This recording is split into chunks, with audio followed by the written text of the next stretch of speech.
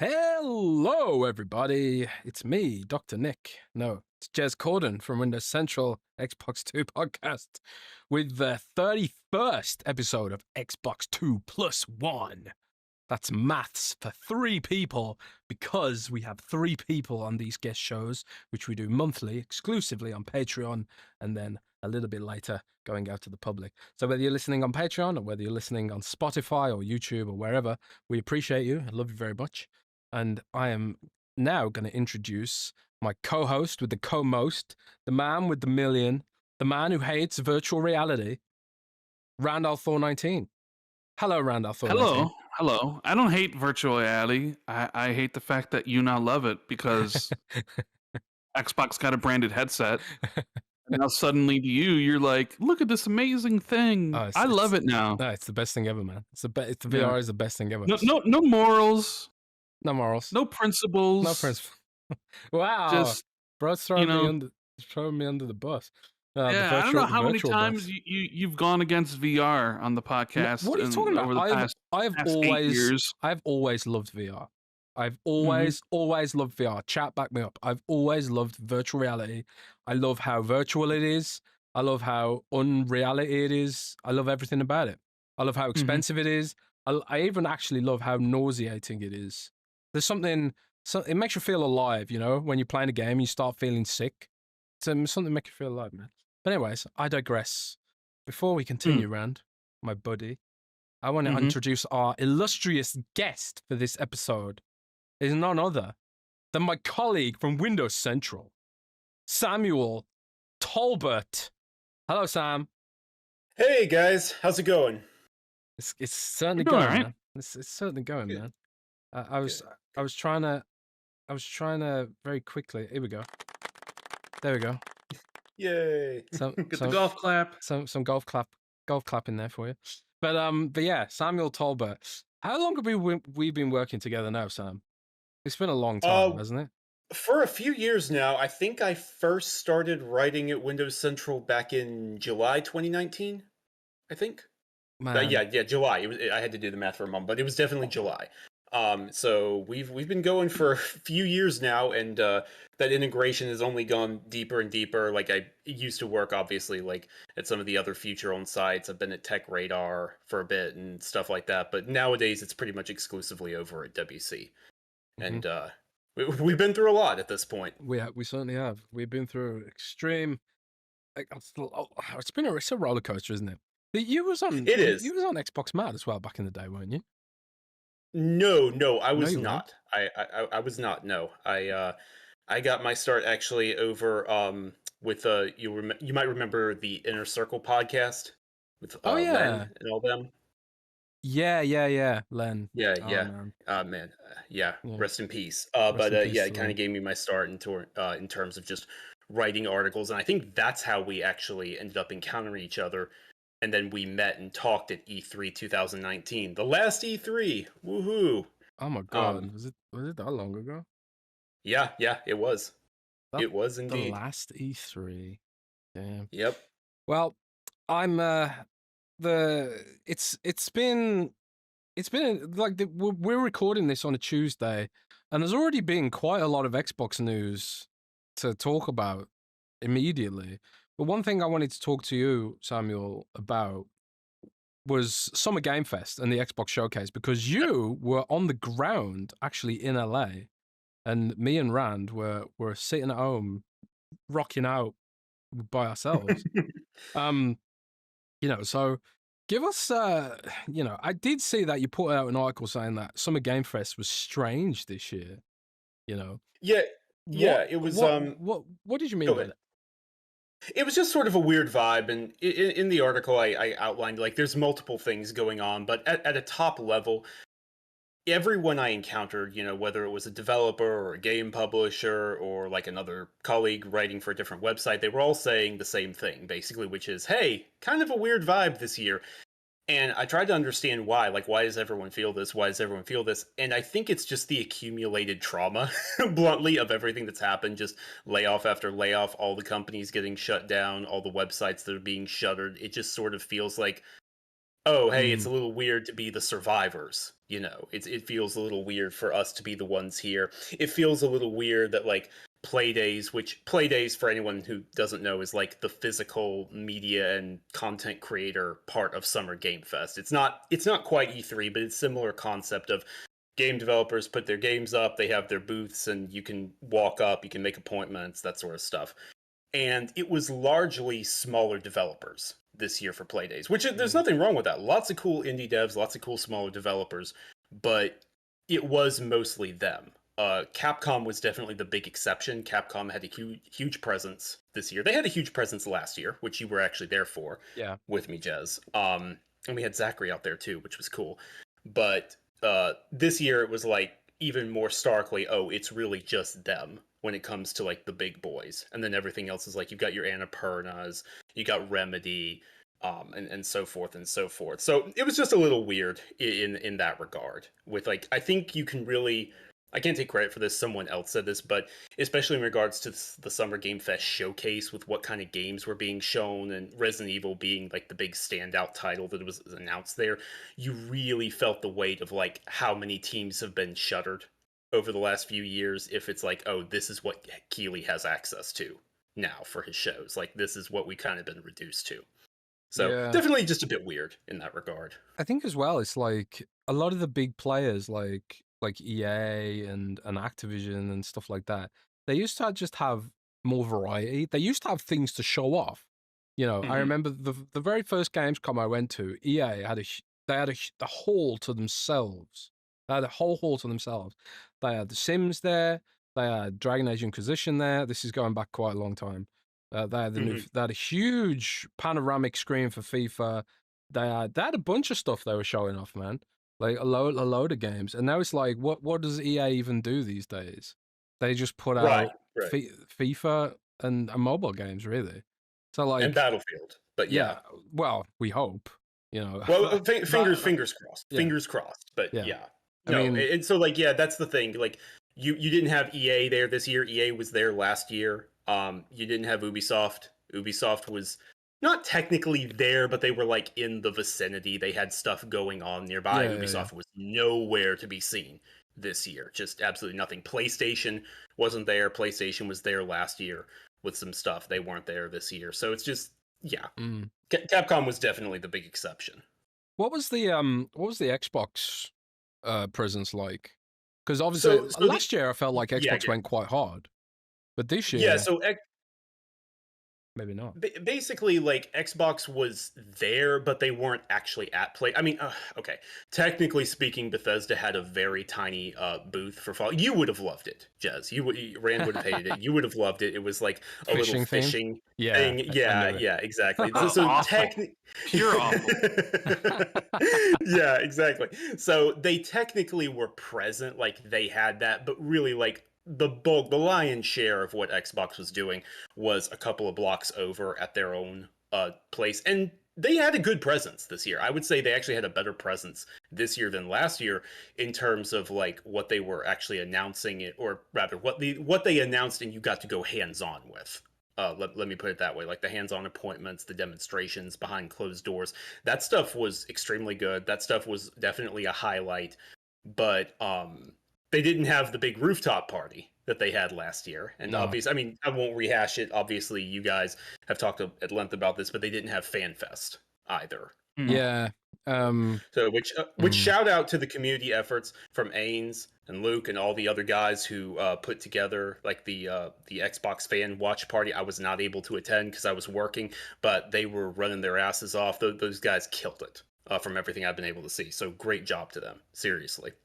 Yeah, I mean, I've heard similar about, because they used to do FanFest for Gamescom as well, and it's just gotten smaller and smaller and smaller over the years. And I think I've heard a rumor that there is going to be another FanFest for Gamescom this year, but it's even smaller than last year. Like before, they already announced it. So. I mean, we don't know about the size, but they did announce it. Sarah Bond announced it. Jez is trying to like get like points for like I'm hearing from sources when they literally announced it yesterday. Oh, okay, well, I heard about it last week. Yeah, whatever. I mean, the thing, it's gotten to the point where like I talk directly to sources instead of read the press releases. So yeah, well, one of the big things as you sign up for it is that one person is gonna win an all expenses paid trip to Gamescom for FanFest. oh wow, Is the way I read it. are you At least gonna in enter the around? hell no. I have zero desire to go to Germany and go to Gamescom. You don't want some tasty bratwurst?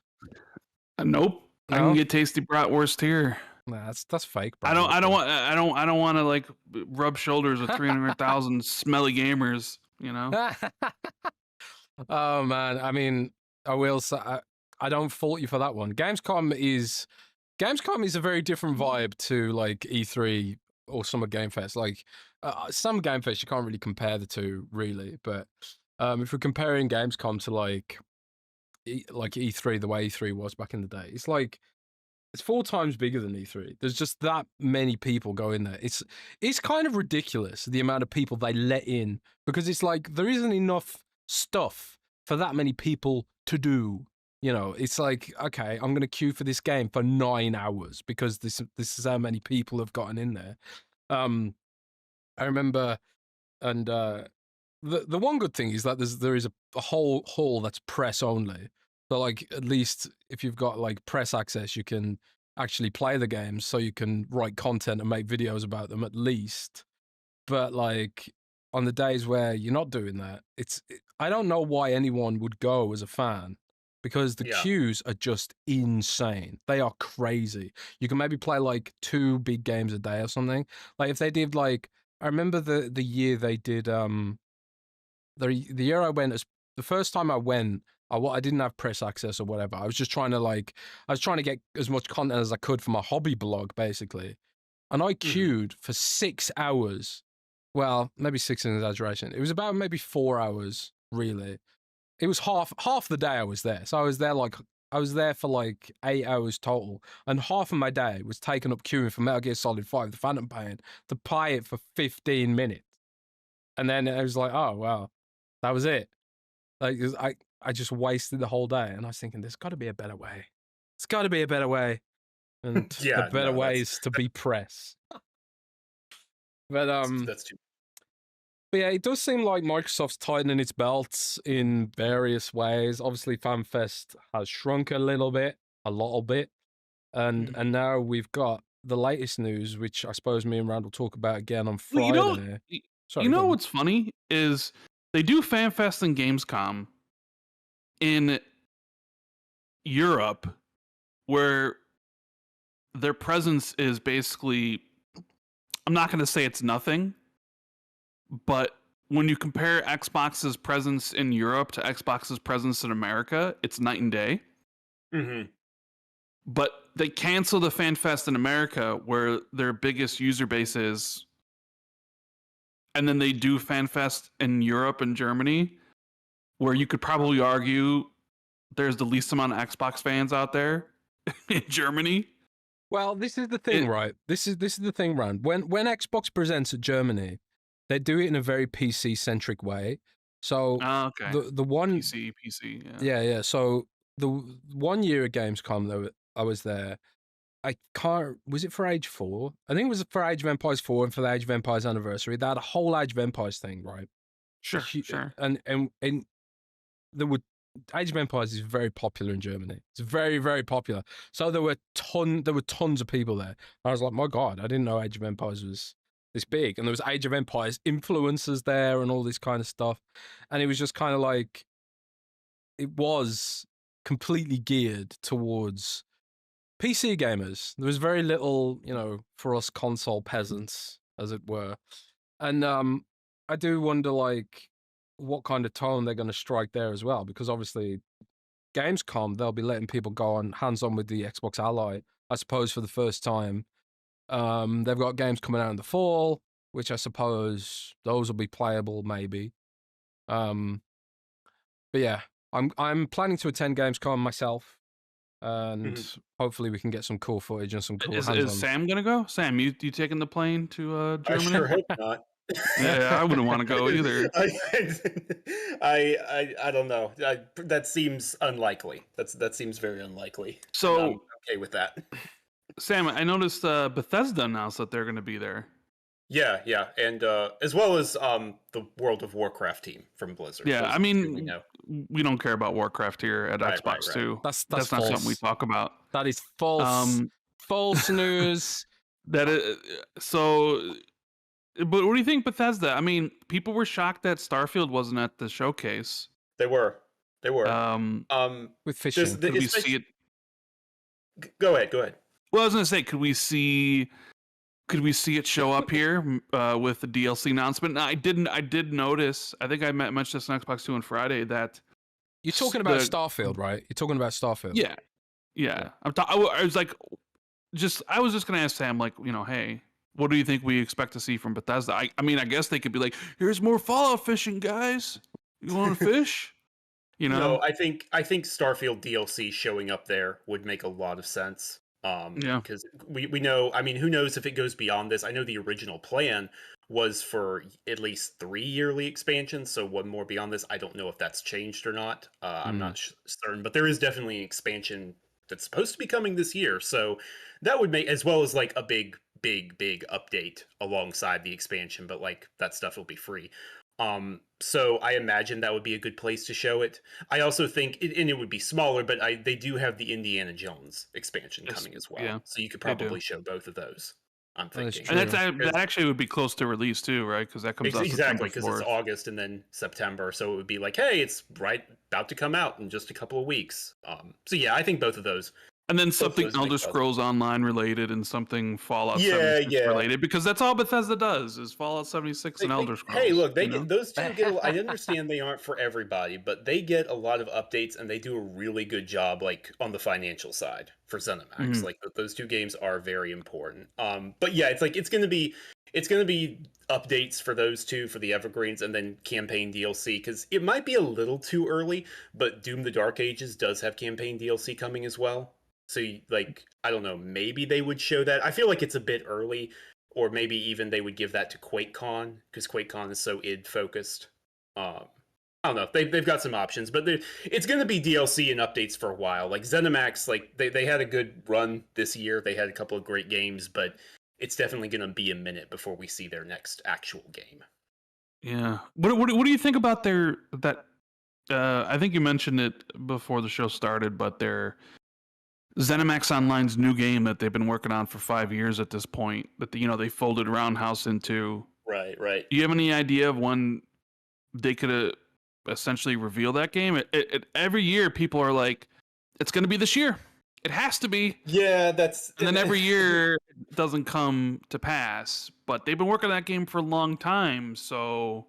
Yeah, it's kind of it's going to sound like a cop-out answer. I think it's one of those things where it didn't make sense for a long time. A lot of people definitely thought it was way earlier than it was way earlier than people realized it was in the last couple of years. I do think moving forward, it makes sense. Like, I would not be surprised to see that game announced at next year's showcase or something. Because that timing feels about right. But it's that one's. I don't know a lot. There's a lot of rumors that fly around about that, and I'm not really sure how much of that is true, but I do know it's a very big undertaking. It's what a large chunk of ZOS is working on. It's what Roundhouse, or the studio that used to be Roundhouse, is working on. They're making a whole new engine for it. They're not using the ESO engine, like to support the technology and stuff, because the ESO engine, they've really stretched to the limit, and it's sort of holding them back in a lot of technical ways. That engine is the reason they don't have crossplay in ESO. Like, they want to have crossplay, but it's just a technical nightmare to figure that stuff out. So I think next year. Next year sounds about right. Yeah, next year. Why not? 25th anniversary of Xbox, of course, next year. And if it's not next year, then it'll be the next year after that. Yeah, exactly, right. Yeah. Jazz, you were gonna say something?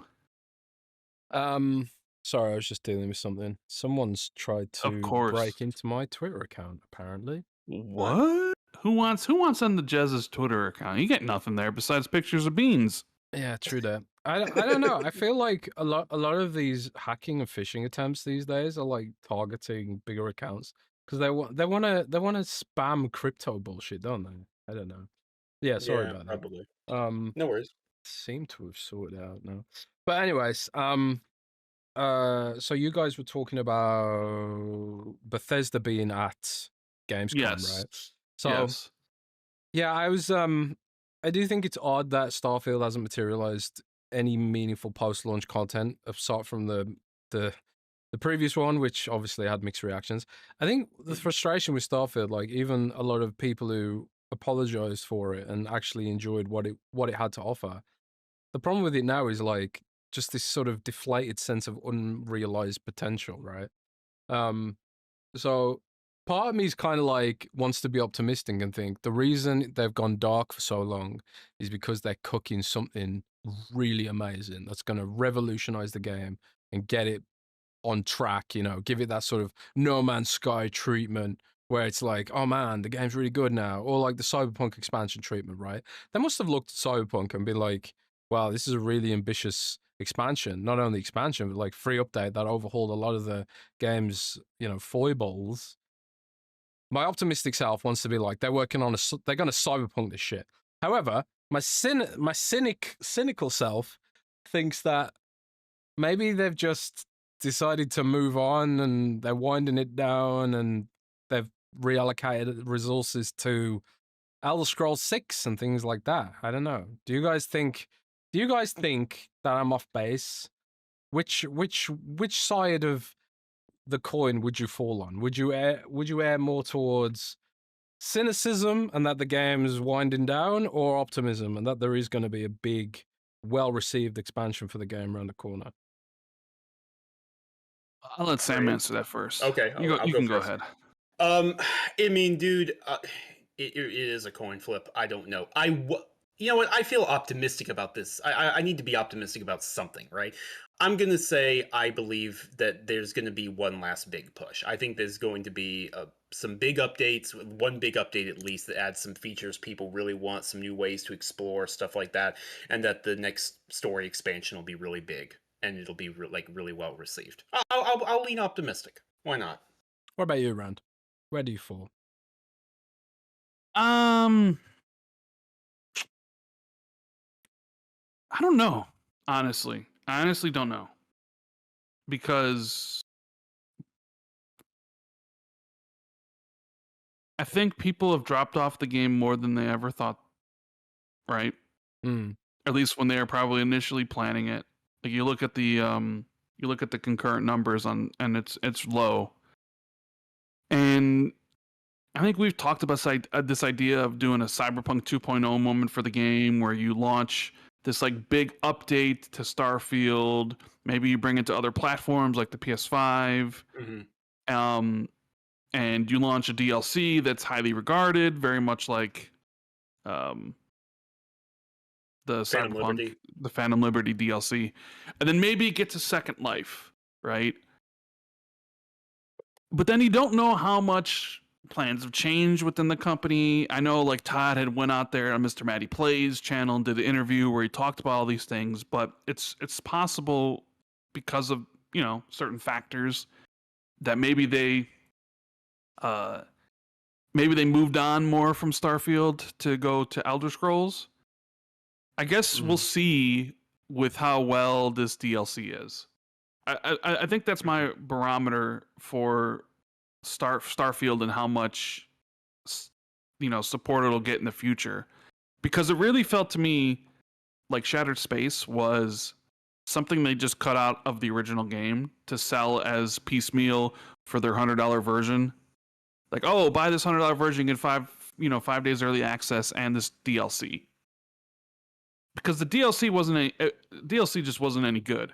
And I don't think people would have minded too much if that was just originally part of a game as a faction quest, just one of the faction quests within it.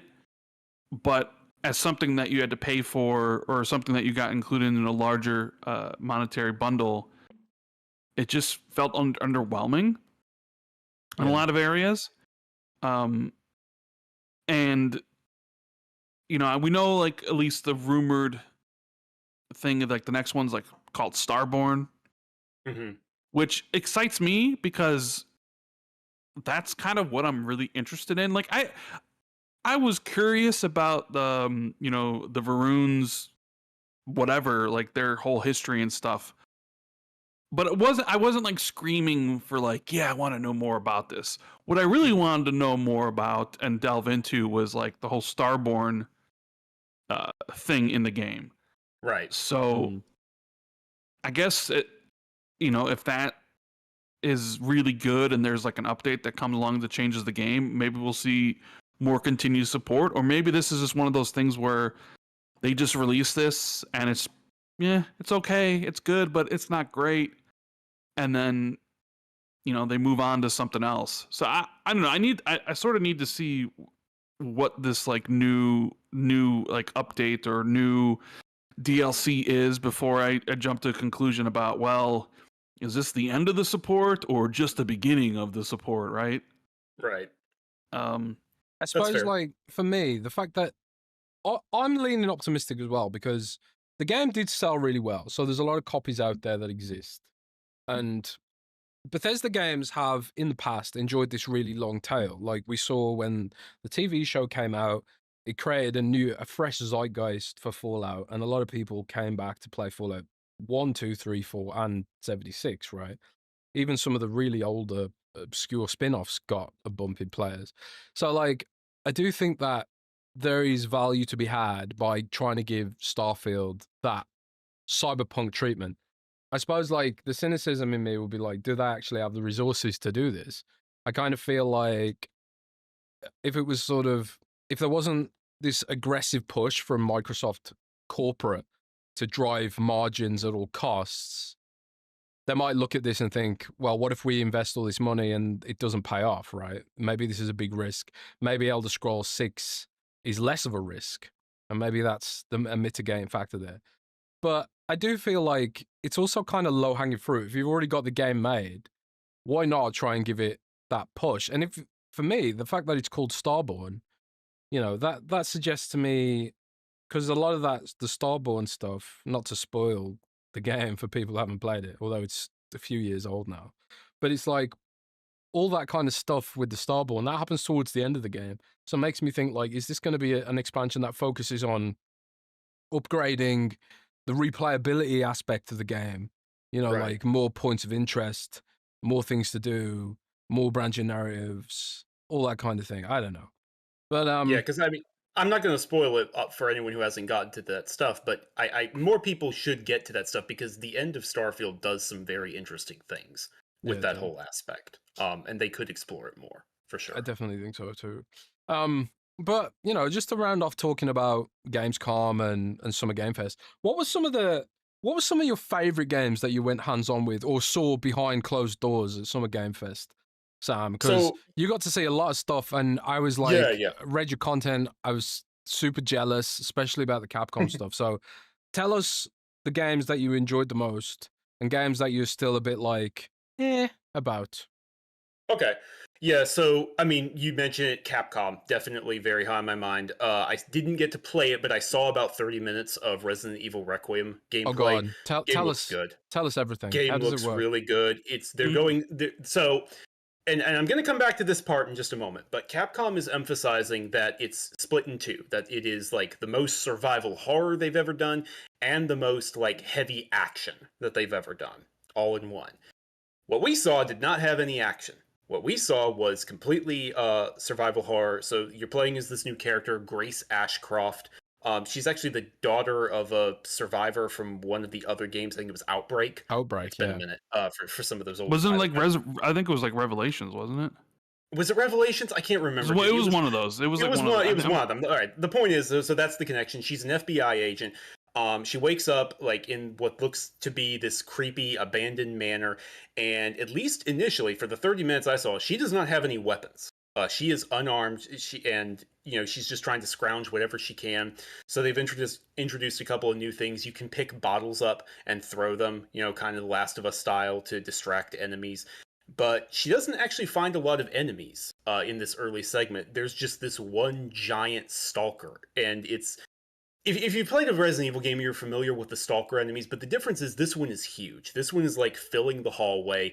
It's gross and gnarly and bandaged and bleeding everywhere. It's got like a really long neck, really long claws. It looks absolutely disgusting. And the game looks great. RE Engine like the Evil Within. Yeah. Kind of Evil Within vibes, just a little bit, just a little bit of Evil Within DNA in there. And so she's trying to run around and solve puzzles, to unlock doors and get out. Very classic Resident Evil in that way, like nothing you haven't seen, but still very cool. But to close the demonstration, Capcom actually did something really cool. They played most of the demo in first person, right? First person view. So Resident Evil 7, Village, like all that. And then they ended it by showing that you can flip from first person to third person. And that actually got that brought the house down. People really liked that. People thought that was very impressive. And from what I saw more first person than third person. It looks like it's been built around both. So you can do both equally, because I know Village, which is a game I love, did get a third person view later on as part of the DLC, but it wasn't designed for it, and you can tell, and it had to do all these awkward things like hiding Ethan's face when you rotated the camera, and so it was a bit weird. So this isn't doing anything like that. But yeah, so it seems like they're going really heavy on the survival horror for Grace's part. I figure she'll probably get some kind of weapon later on, but at least initially she's not going to be armed at all, and you really have to hide and distract creatures while you're trying to solve puzzles and get doors open. So I'm really excited about what they're doing, but it has me thinking there's not going to be any action from her. Like that doesn't fit. This is the survival horror half of the game, and I'm wondering, okay, so they're hiding another protagonist, right? They're hiding Leon Kennedy, who's going to be the action half. Yeah, they're hiding Leon. Leon's back, baby. Yeah. So that's why I assume. But yeah, it looks absolutely good. It looks really, really good. Visual detail was amazing. Frame rate looked great. I don't doubt Capcom on that front. So that was one of the best games I saw that I didn't play. In terms of games I played, Ninja Gaiden 4. Definitely. Ninja Gaiden 4 is top of mind. Are you a Platinum fan like me? I am a Platinum fan. Platinum fan. Yes, because Platinum is this weird Dr. Jekyll, Mr. Hyde developer, where depending on what team you get, you either get this quasi masterpiece like Bayonetta or Metal Gear Solid or Metal Gear Rising Revengeance, or was it Nier Automata, right? You get these masterpieces in genre, but then you get the other teams and you end up stuff with like Turtles and Legend of Korra and these other action games that are just dreadful. Yeah. And my hope was that it's more of the the former, where we get masterpiece Platinum again. What do you think we're getting here? So that was, Rand, I'm right there with you. That was my concern. Bayonetta 2 as well, both of those games. I didn't like the third as much. It's okay. But the first two Bayonetta games, absolutely wonderful. Some of the best action games ever. But then also Platinum has made stuff like Babylon's Fall. No one talks about that thing anymore.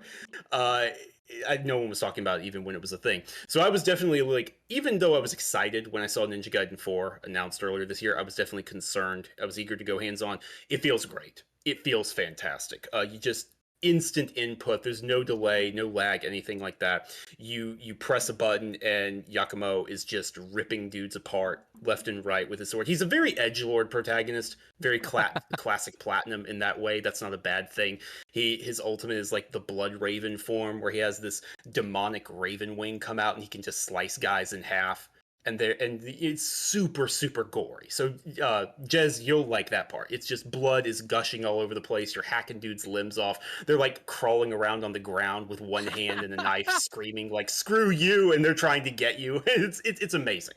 It's absolutely amazing. That's right on my alley. I was playing Ninja Gaiden Remastered a fair bit. I really, really enjoyed it. I never played them before. Never played them until they were really re-released recently on Game Pass and stuff. It makes me kind of sad because I missed out at the time. But I feel like they still hold up. They hold up really well. I mean, obviously, they've had a bit of a refresh overall, but like the controls and stuff and the overarching combat still feels good. Like, how difficult was it though? Because these games are, I would say, notorious for being quite tricky. They are. They are, and that's kind of part of the controversy, right, of the whole Black versus Sigma debate. Now, I'm not going to get into all that. It was definitely difficult.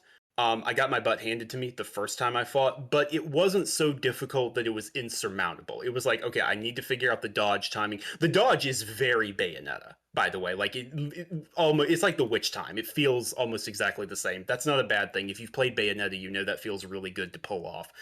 But once I sort of got the dodge down and I understood when to counter with the Blood Raven form and all that, it felt really good, and I was getting through fights pretty quickly. I was told I got pretty far along in the demo, that I did pretty well. That might have just been PR, but I choose to believe them. And there are difficulty options. It was on normal by default. I didn't screw around with that, but like there is easy and hard. So if you want more of a challenge or less of a challenge, you can have that. So yeah, probably not the hardest. I haven't played Black in a very, very long time, so my memory isn't the best there, but not the hardest it's ever been, but not a pushover either. And there's some room to play around. That's fair. You big into Ninja Gaiden, Rand? You a Ninja Gaiden guy? I mean, I've played Ninja Gaiden 1 and Ninja Gaiden 2. I don't think I played 3. 3 is bad. Yeah. So. Yeah, I think that's one of the reasons why I didn't play 3, but I really liked 2. I really liked 1, even though 1, I remember 1 on the OG Xbox was very, very difficult. These games are usually always kind of difficult in that way. But I'm very looking forward to Ninja Gaiden 4. And a part of me is like, that's my most anticipated Xbox game for the rest of the year.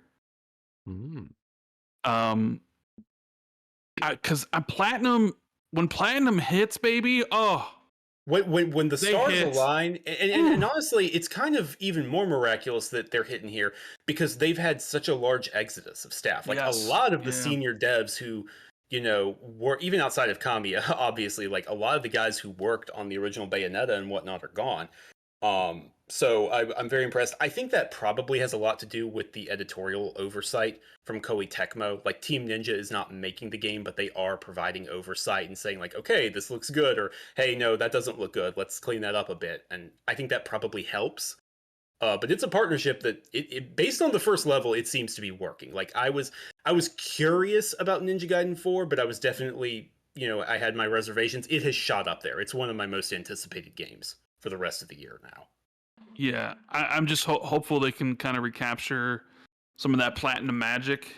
And if they do, it's gonna be a ride, man. It's gonna be something special for sure. Any other games caught your attention? Oh man, I played so many games. Were there any games? Give us a rapid fire. But first, were there any games that you weren't sure of that you played and maybe were excited for, but then it actually wasn't? Kind of made you skeptical. Was there anything like that? Definitely less than last year. I felt almost like weird about it, but it was like, hey, I'm enjoying almost every single thing I'm playing. I was talking about that with a couple of friends while I was there. It's like, man, it's just been hit after hit. This is great. The only one I'll say I'm unsure of, and even then I think there's potential, is Wu Chang Fallen Feathers. It's a Souls-like East Asian being published by 505. I played like 50 minutes of that, and that's not a superb amount of time to, get to know a Souls-like, so maybe I just need to play around with some of the systems more. But that game seemed brutally punishing, like beyond, oh, this is a difficult game. Just, it felt like difficult for the sake of being difficult. And I don't know if there was some last-minute tuning they need to do on some of the bosses, or maybe I wasn't understanding some of the mechanics there, but yeah, it wasn't that I didn't like it. I still think it's interesting, and it's coming to Game Pass, so, make your own opinion. Check it out when it launches in July. But I definitely didn't come away being like, oh yeah, this is incredible. Fair enough. That one. Was there anything else, rapid fire, you wanted to do? Rapid fire, let's see here. Lego Party is literally just Mario Party, but in Lego and multi-platform. So if you have a PlayStation or an Xbox or a PC, like it's a good family game. Get it. Directive 8020, that's the new Dark Pictures game. I like supermassive cinematic horror games, but some of the Dark Picture games have been kind of hit or miss. This one is a really big budget leap up, like way, way bigger budget. I talked with the director a lot. My thoughts are on Windows Central right now. You can go read them. It seems like a really big leap over what they've done previously. They've taken a lot of feedback to heart. Some really cool stuff. It's basically Alien meets The Thing. So it's two of my favorite movies ever combined into one horror game premise. That's not a bad thing at all. That's really cool. I like supermassive games. I've played all the Dark Picture stuff. I played The Quarry. I've played Until Dawn. I played their most recent one, which was the Dead by Daylight game. Yeah, And Frank Stone. Yeah. yeah. And I gotta say, the casting of Frank Stone is awful. Is like I have not played it, but I've heard that. It's just awful. You know, like at least the Dark Picture games are all short enough where you're like, oh, okay, yeah. I mean, they're nothing to really like write home or tell anybody about, right? But they're not bad, but they're not great. I think House of Ashes is good, but yeah. I think House of Ashes is probably the best one. Yeah. But they're always enjoyable to play, like right. You know, just to go through them. But with the sci-fi setting, and they're talking about like major leaps for their engine and their actual like, because I guess you could always just say like those type of games always feel too similar to each other. Mm-hmm. So I sort of wonder like how much of an improvement we're gonna get, and from the norm. I mean, I'm looking forward to it. Yeah. But I just hope it's not being like you get into it and then once you get past the obviously cool setting of science fiction, right. We're on a spaceship. There's, you know, something's hunting us that's alien or whatever. That it's not just being like, oh, it's, you know, you remember the Devil and I? Yeah, it's just that, you know, but in outer space or something. So that's totally fair. But definitely just one I would recommend keeping an eye on. Others really quick. Annapurna has some really cool stuff coming to Game Pass, like late this year, early next year. Mixtape. It's from the guys that made The Artful Escape. Really cool game. It's hard to say much about it without spoiling anything, but if you, it's like a love letter to music and being a stupid teenager. It's really fun, very tightly paced. They're doing some interesting things with shaking up gameplay and how well they like it paces out different segments to a very rockin' soundtrack. So keep an eye on Mixtape. Did we get a release window for that game? They have a very good feeling about the next 12 months. So okay. Yeah. So maybe they didn't say this year, did they? I thought they. Someone said 2025. I very much get the impression it's like early next year. Like okay. February, March next year seems more right to me. All right.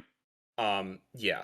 So, but that is, it's coming to everything. It's multi-platform, but that is coming to Game Pass. So that's really cool. Marvel Cosmic Invasion. If you played TMNT Shredder's Revenge, that was a fantastic beat 'em up. It's from the same devs. It's Shredder's Revenge, but with Marvel characters. Like it's cool. It's a cool pixel art couch co-op beat 'em up or online co-op beat 'em up. Like, yeah, there's not much to say there. It's just pure fun. It looks really cool. It did look good. Onimusha, that's the last one I'll mention really quickly. The Onimusha Way of the Sword looks very cool. Capcom's really going in hard on like dark fantasy samurai. They really want to delve into, you know, the eerie folklore around Kyoto and some of the urban legends that have sprung up around the holy temples there and play with it. Jez, again, you'll like it. It's very gory. Like you're cutting guys in half with your sword. They have like a whole new gore system that they had to upgrade the RE engine with in order to handle the sword play. So nice. I need to see a little more, but definitely keeping an eye on Onimusha as well. Did you see Pragmata? Yes, I did. I actually played Pragmata. It was not very long, but you haven't mentioned it though, which makes me think that you're not. So I liked Pragmata. It was a very short demo. It was a very short demo, and it ended very weirdly. Like right as you're about to fight this cool boss, this giant mech comes down from the ceiling. You're like, "Oh man, this is awesome!" And then that's right as I'm getting ready. You know, I'm getting tapped on the shoulder and told, "Hey, it's time to go." It's like, come on, man, come on. But from the little bit I played, Pragmata is interesting. People are comparing it to Death Stranding, and I know why. It's because the suit, like the space suit, looks kind of similar to some of the imagery in Death Stranding. It's not like that at all. It's a shooter / action game where you hack the enemies. You have to do like a hacking mini game in order to disable their armor and damage them. It's weird. It is kind of interesting. It seemed intuitive from the little bit I played, but I am kind of wondering, okay, if it feels intuitive now, but you're going to escalate this was just from me playing 15, 20 minutes. How are you going to make the threat harder and harder without the hacking becoming unbearable? So I kind of want to see more about Pragmata. I want to be positive on it. I'm glad it's a game. I'm glad it is a thing that's happening. But I'm definitely higher, I would say, on Resident Evil and Onimusha. I'm glad that they are doing these kind of experiments. Like, for sure. Exile Primal Exile Primal was weird. It didn't land that well, but it was cool that they tried, you know. And also Kunitsugami as well. It was also quite a strange kind of game. Sort of, it's a bit like playing Fort Condor in Final Fantasy VII. That entire game, but as a whole game, it was intriguing, but maybe it didn't land as well as they'd hoped. But I'm glad they did it. This Pragmata kind of feels like another one of them, really. Yeah, that definitely seems like an apt comparison. Yeah. I hope it's good. I hope it turns out well. Yeah. I just need to see more. I just need to play more than the sample I did. Let me see. Is there any? It feels like there's something I'm missing here. Oh, the Outer Worlds 2. The gunplay in the So, I liked the Outer Worlds. I liked that first game. The gunplay is bad. The combat feels like the same thing after the first few hours. Obsidian really took the criticisms to heart. The gunplay in Outer Worlds 2 feels way better. The guns are like Ratchet and Clank with like a quad barrel ice shotgun and like a goop cannon that you reload by pouring toxic sludge into the top. So that feels way better to play than the first Outer Worlds did, which I'm very happy about. I remember when I first played the Outer Worlds, I played as a sniper, right? I don't know why. I always play Fallout-y kind of games as, you know, the meme stealth sniper every single time. I don't know why. But like for the Outer Worlds 2, I played Outer Worlds 1, sorry. I played through as a stealth sniper the first time. And then when I came to do the DLC, I thought, okay, I'm going to start over and then experience the DLC with a fresh slate. And I'm not going to be a stealth sniper. I'm going to be something else. So I tried to make a heavy gunner. The gunplay was so bad when you aren't just one-shotting everything with a headshot. When it's like, when you step outside of that sniper universe, like whether it's melee or shotguns or anything, I really felt Outer Worlds really showed its rough edges then. But I like playing a sniper really left a good impression of me on the game. But it's like, I can understand if anyone didn't play as a sniper, why they might have thought it was just Janksville, USA. So it's really cool to hear that they've really stepped up the gunplay there. Yeah, that was Summer Game Fest. Shall we move on to something maybe? You did mention this sort of when you were talking about the weird vibes of Summer Game Fest, layoffs and thing. And I kind of feel like we have to talk about this. So earlier today, I believe it was Bloomberg Business. That's right? It wasn't Business Insider. Yep, it was Bloomberg. It doesn't really... So Tom Warren reported earlier this month, because Xbox kind of did some small... Well, not Xbox, but Microsoft did some layoffs and stuff, mostly focused around legal teams. And he had reported that he heard there was going to be more layoffs at the end of the month, which, I mean, is not too surprising considering their fiscal year ends at the end of this month. And then their new fiscal year starts in July. But yes, then we got Bloomberg. Jason Schreier reporting, I believe. It was. Basically saying that managers are expecting deep cuts into Xbox-related positions. This comes after they've laid off a lot of people at Xbox in recent years.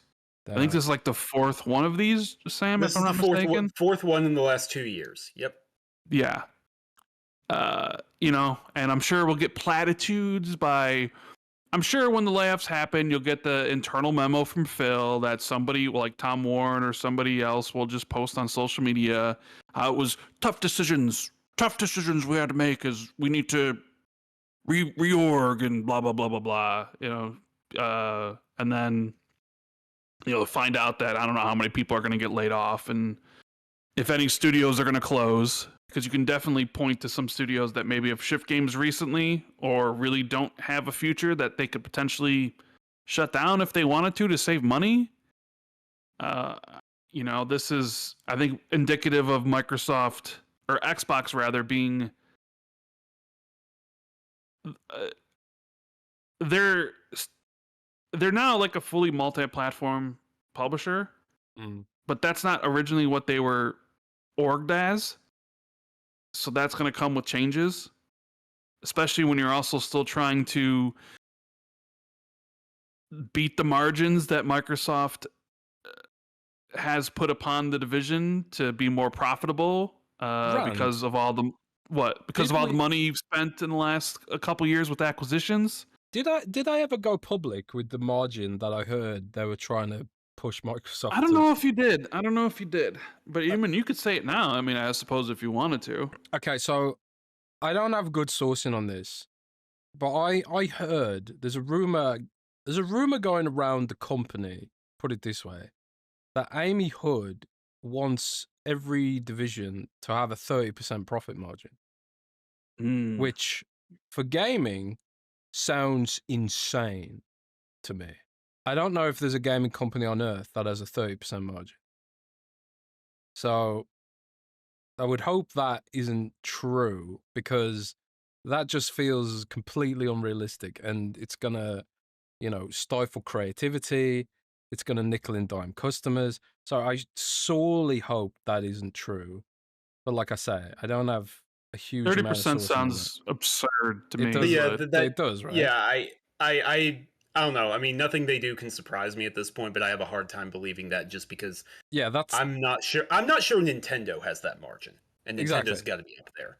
And that's why I'm like, there's no way this can be true. But on the same end of the spectrum, it's like Microsoft seems to do dumb stuff sometimes, and a lot of the dumb decisions seem to come down from, the bean counters, as it were. So I'm hoping that isn't true. But let's even though the company is making record profits and is and record $1 trillion rated and stuff, and it's like, you want it's always something with them, because you think Xbox, you look at the numbers financially of what Xbox is doing. Like, if you look at their year, their years compared to year past, like, I think this fiscal year is probably going to be, revenue wise, their best year ever. Right? It will absolutely be their best revenue wise, like, objectively. Yes. It's not possible for it not to be. It will. I bet good money that it will be their best on, like, profit as well. I bet potentially. Yeah. I mean, just when you think about some of the games like Oblivion Remastered hitting for this year, and then like long tail sales on Call of Duty, and then you're gonna have another Call of Duty, and just the Forza Horizon 5 being ported to PS5 and all that, like, just, it's a lot. It is a lot. I'm not going to do my whole spiel on capitalism, but it gets to a point, man. It certainly does. But it also gets to the point where you're like, okay, Microsoft's, Xbox is making more than they ever made. They're, putting all these games wherever else to make all this money, and it's still not enough. And who knows if it will ever be enough, because you could trim the fat, as they would say, which is a horrible way to talk about people losing their jobs, right? But in corporate terms, you could trim the fat, and we could be more agile, right? And then you might be in the same position a year from now where you need to cut again, and then the next year later you need to cut again. At this time, it's just like, okay, well, you're in this position where you got this new strategy, and it seems like it might do well, and you're making money hand over fist, but it's still not enough. And you're making more layoffs, but also that there's like layoffs sporadically through the year. So how could anybody at Microsoft really feel secure in their job, or at Xbox feel secure, like they're actually doing good work? Because you always just hear like, oh, layoffs are coming. It's like that, pressure. Just like, oh, any point in time, it could be your time to go. And honestly, I have no idea, no inside knowledge about any of this stuff. But if studios shut down from this next week, wouldn't shock me. Wouldn't shock me in the least. Studios that just shipped the game, for example, that are just maybe starting to like think about what they want to do next. I could easily see being like, Compulsion, thank you for South of Midnight. Your service is no longer needed. Ninja Theory, thank you for Hellblade. Services are no longer needed. Turn 10, thank you for Forza Motorsport. Services are no longer needed. Like, I'm not saying those are going to happen, but I wouldn't be surprised if I woke up one day and it did happen. Because the Microsoft of 2025 and the Xbox of 2025 is an entirely different beast than the Xbox of 2018 when they purchased Compulsion and Ninja Theory, right? And I don't know how many times me and you have talked about this, Jazz, about this desire of we need big franchises and we need the things that actually drive subscriptions and make all this money, which was partially one of the reasons why Bethesda got rid of certain studios not that long ago, right? Because they wanted to focus on high-level IP, top-level IP. But then it kind of like leads out studios that are like, well, what about Compulsion that makes these award bait games that they spend 4 or 5 years on, but isn't really going to do much? And before it was like, okay, well, we just need this stuff for Game Pass, but they didn't spend all that money. But now the money's been spent. And if Amy Hood is imposing these high margins on the Division, you look at it and be like, well, do we really need it? Do we really need these people? Do we need that studio? Could we lose a South of Midnight? Nothing would really we're not missing anything, And it's for any of those creatives in those positions, those people, it's just, you think everything's good. And then because, I don't know, the next thing you know, you're getting laid off because this $1 trillion company just is like, well, we need to do something for need more money. I don't even know why they would need to do this. I mean, like, we've seen their recent reports. It's just like, well, the thing is, right, a lot of these decisions are made based on projections of the next fiscal quarter or fiscal year. So my thinking for this round of layoffs is Microsoft expecting to do worse next quarter, next year, that kind of thing, right? Because something like this is about trying to maintain the margin, right? And if they think something's going to eat into their margins next year or whatever, then this is an easy way to reduce costs, right? But in my head, I'm kind of like, well, they're releasing a lot of stuff. Like, are they expecting Call of Duty to underperform this year? Are they expecting Game Pass to shrink this year? Are they expecting hardware to be down again this year? They can't be expecting to sell many ROG Allies. And even then, it's like a lot of that revenue is going to Asus, I suppose. So that ain't really going to help with the margins on hardware. So maybe Microsoft's projecting a downturn. But also we've got geopolitical volatility right now. Especially with regards to things like, I can't remember the name of it, but the shipping lane that is controlled by Iran controls 20% of the global flow of liquid natural gas and oil, right? But, and you might think, well, how does that affect gaming? Well, oil prices affect everything because that's transport. That's, the Strait of Hormuz, Matt says in chat. So that oil prices affect everything because it's like, raw materials, plastics, transporting goods, shipping goods across the world. If oil prices go up, then the price of everything goes up. And I know there's like a tentative ceasefire going on right now, so hopefully that, things won't get worse there, disregarding the financial burdens that it would create. I mean, let's just hope there's just less war in general, right? But just speaking analytically with regards to the gaming industry right now, if Microsoft is projecting macroeconomic factors, maybe that's sort of the logic for some of this. But it's like, well, I could see them projecting less revenue from hardware. Well, I guess we don't know how people are going to react to the price increase of the new of the Xboxes, right? Of being $5.99 and whatever. It's gone in on the It's US gone in, but we haven't seen. They haven't reported because I don't think we've gotten like Circana or any of that stuff yet to kind of give us. Oh, Xbox sales were down 30% or whatever it is. So we actually don't know the impact of it yet. But I would imagine over time, the impact of that is probably not going to be good in comparison to what it was. And already it sort of already wasn't good because every quarter seemed like it was down 20% from the previous quarter. So if they're also, then they probably project will sell less consoles, so less hardware revenue. But then, you know, the ROG Ally stuff, and it just makes you wonder, like, okay, if you really need to lay off a lot of these people, what is your like expense sheet look like? How much does it cost to run the studios? How much are you bringing in? How much does Game Pass bring in? How much does like selling games and all that stuff? And like, what's your expenses versus your revenue in that regard? And if you're constantly trying to, okay, we need to cut here because we need to hit these profit margins put onto us by leadership at Microsoft. One, like, what's that profit margin look like? What's the number they need to hit? And then what's like, how much does it cost to run the business versus how much you bring in? And you think about like, well, shouldn't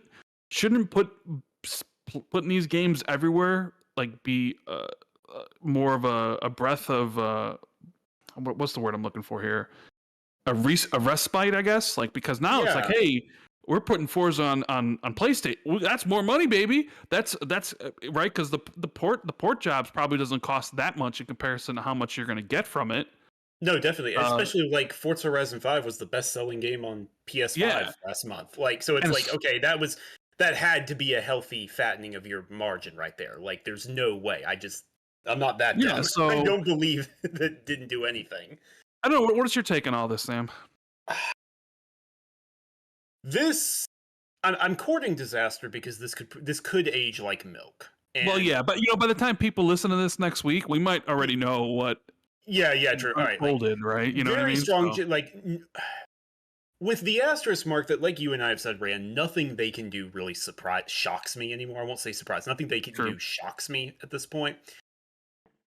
I don't think this is going to be aimed at the studios. It might impact them in some way, but I think this is going to be sales and marketing. Would you be surprised if it did, though? No, that's what I'm saying. I wouldn't be surprised at this point. Nothing they do can...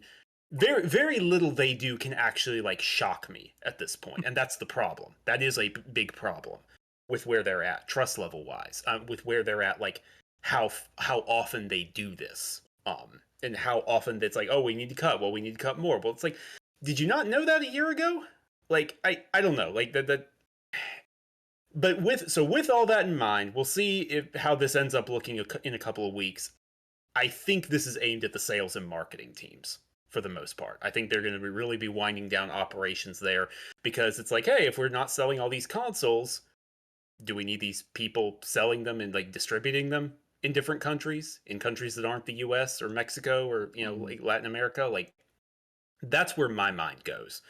And if I feel so awful. Like, it just feels scummy and slimy, like trying to think about a particular team or like, well, does this make sense or does this make sense? But if I'm thinking about it here from a cold-blooded capitalism perspective, they're not going to cut any of the teams that were just in the showcase, right? Because they have games coming out. Exactly, yeah. So which is why I mentioned studios whose games had just released. Right. So that thins it out. And then you think, well, I don't know. I want to believe that the studios aren't the ones being impacted by this, but we'll see. We'll see. Yeah, I mean, it is definitely trying to... Sorry, go on. I see your tweet, Jez. Jez, for those that don't know, Jez tweeted out something like, "Hey, there was good Xbox news. Quick, put a rake in front of them to step on." He's not wrong. Yeah, it's what the discussion made me think about. And you know me, got to tweet every single thought that comes into my head. I mean, that is you. That is you to a T. I have pulled back heavily on Twitter. I barely use it these days, but I am trying to dig in and find out if there are studio closures being considered for this round of layoffs. I mean, you know, again, this is speaking analytically because it's awful because it's people's lives, right? And you talk about things like, oh, well, the war might push up oil prices, which means Microsoft has to do layoffs. And it's like, yeah, but people are literally dying, you know, and then not as it's not as bad as that. People are going to lose their jobs as well. It's like there's like in amongst all these analytical discussions about fiscals and stuff like that, the cold-hearted spreadsheets that Microsoft consults when choosing where the axe is going to fall. There's like human lives behind every single issue with regards to this. Whereas like on the other side, it's like, oh, hedge fund might go down 1% this quarter. On the other side, right? It's the great struggle of, I suppose, just in general, really. But if we are sort of being cold-blooded about it, like you said, I personally agree with Sam that I don't think any studio is going to be called because of this. Because one thing that, Microsoft people, when they closed down Tango, right, that sort of came as a shock for a lot of people because Microsoft was out here talking about how Hi-Fi Rush, how well it did, right? And they were saying like, oh, it hit this many players, blah, blah, blah, blah, blah, hitting Game Pass, blah, blah, blah, blah. It's like, oh, okay, now we're shutting down the studio.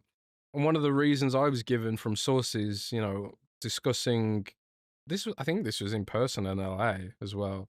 One of the excuses I was given was, we want to have all our teams sort of work together. So basically, we just have one gigantic studio that can all contribute to each other's games when they're working on different parts of another game. So like, for example, if a game's in pre-production, the engineers who would be building the game, they can work on another Microsoft Studios game that is in full production, right? For example. And then when another studio is winding down pre-production, the team that would handle pre-production, like art, writing and all that kind of stuff, they can like move on to another studio and contribute there, blah, blah, blah, blah. And for Tango being so out of the way from Microsoft's other studios, both in terms of time zone and also language barrier, it was like I was basically told that Tango could not fit into that vision, and they were just kind of out there by themselves. They couldn't get the support they needed, and they couldn't contribute the other way either. So it was just like they wanted to find someone to buy them, basically. And luckily, Crafton stepped in, right? But so if we take that information at face value, that would suggest to me that all of the studios right now, even the ones that haven't like done super well with their own games, like for example, Ninja Theory, I think Hellblade 2 was the very definition of a flop, but you can't deny the art, the visuals, the atmosphere, all that kind of stuff. That would be a great support studio for, and also Unreal Engine. That would be a great support studio for, the Coalition working on Gears E-Day, which is going to be more of a video game, or even the next Halo. Obsidian. Yeah. Your Obsidian, or the next Halo, which is going to be on Unreal Engine. This is a studio that has a state-of-the-art motion capture facility. This is a studio that Microsoft literally built a new building for from the ground up. I don't think even though Ninja Theory hasn't had a hit in of itself, I don't think Ninja Theory is a studio that you would close down necessarily in the modern ecosystem of Microsoft Studios, right? Again, this could age like milk because, like Samuel said, I wouldn't put it past Microsoft to, cut their nose off to spite their face. Because while everything on paper makes sense for keeping Ninja Theory open, maybe Amy Hood's just like, nah, we need the margins now, even if like, it takes Gears of War E-Day an extra year to finish the content or whatever. We need the margins now for next quarter so I can report that Xbox has a better margin to make our hedge fund people happy or some bullshit like that, right? So it's just hard to predict these kind of things, because so much of it is not just what's logical. A lot of it's literally political. It's like which big shareholder activists are whispering in Amy Hood's ear about Xbox needing bigger margins. And Amy Hood's not a gamer. Amy Hood doesn't know these teams. She's there to be like a cold sort of like money person in the end of the day, so, I mean, ChatGPT could probably do Amy Hood's job, eventually. Dude, Any who listens to this podcast, bro, she's not gonna like what you're saying. Well, deal with it.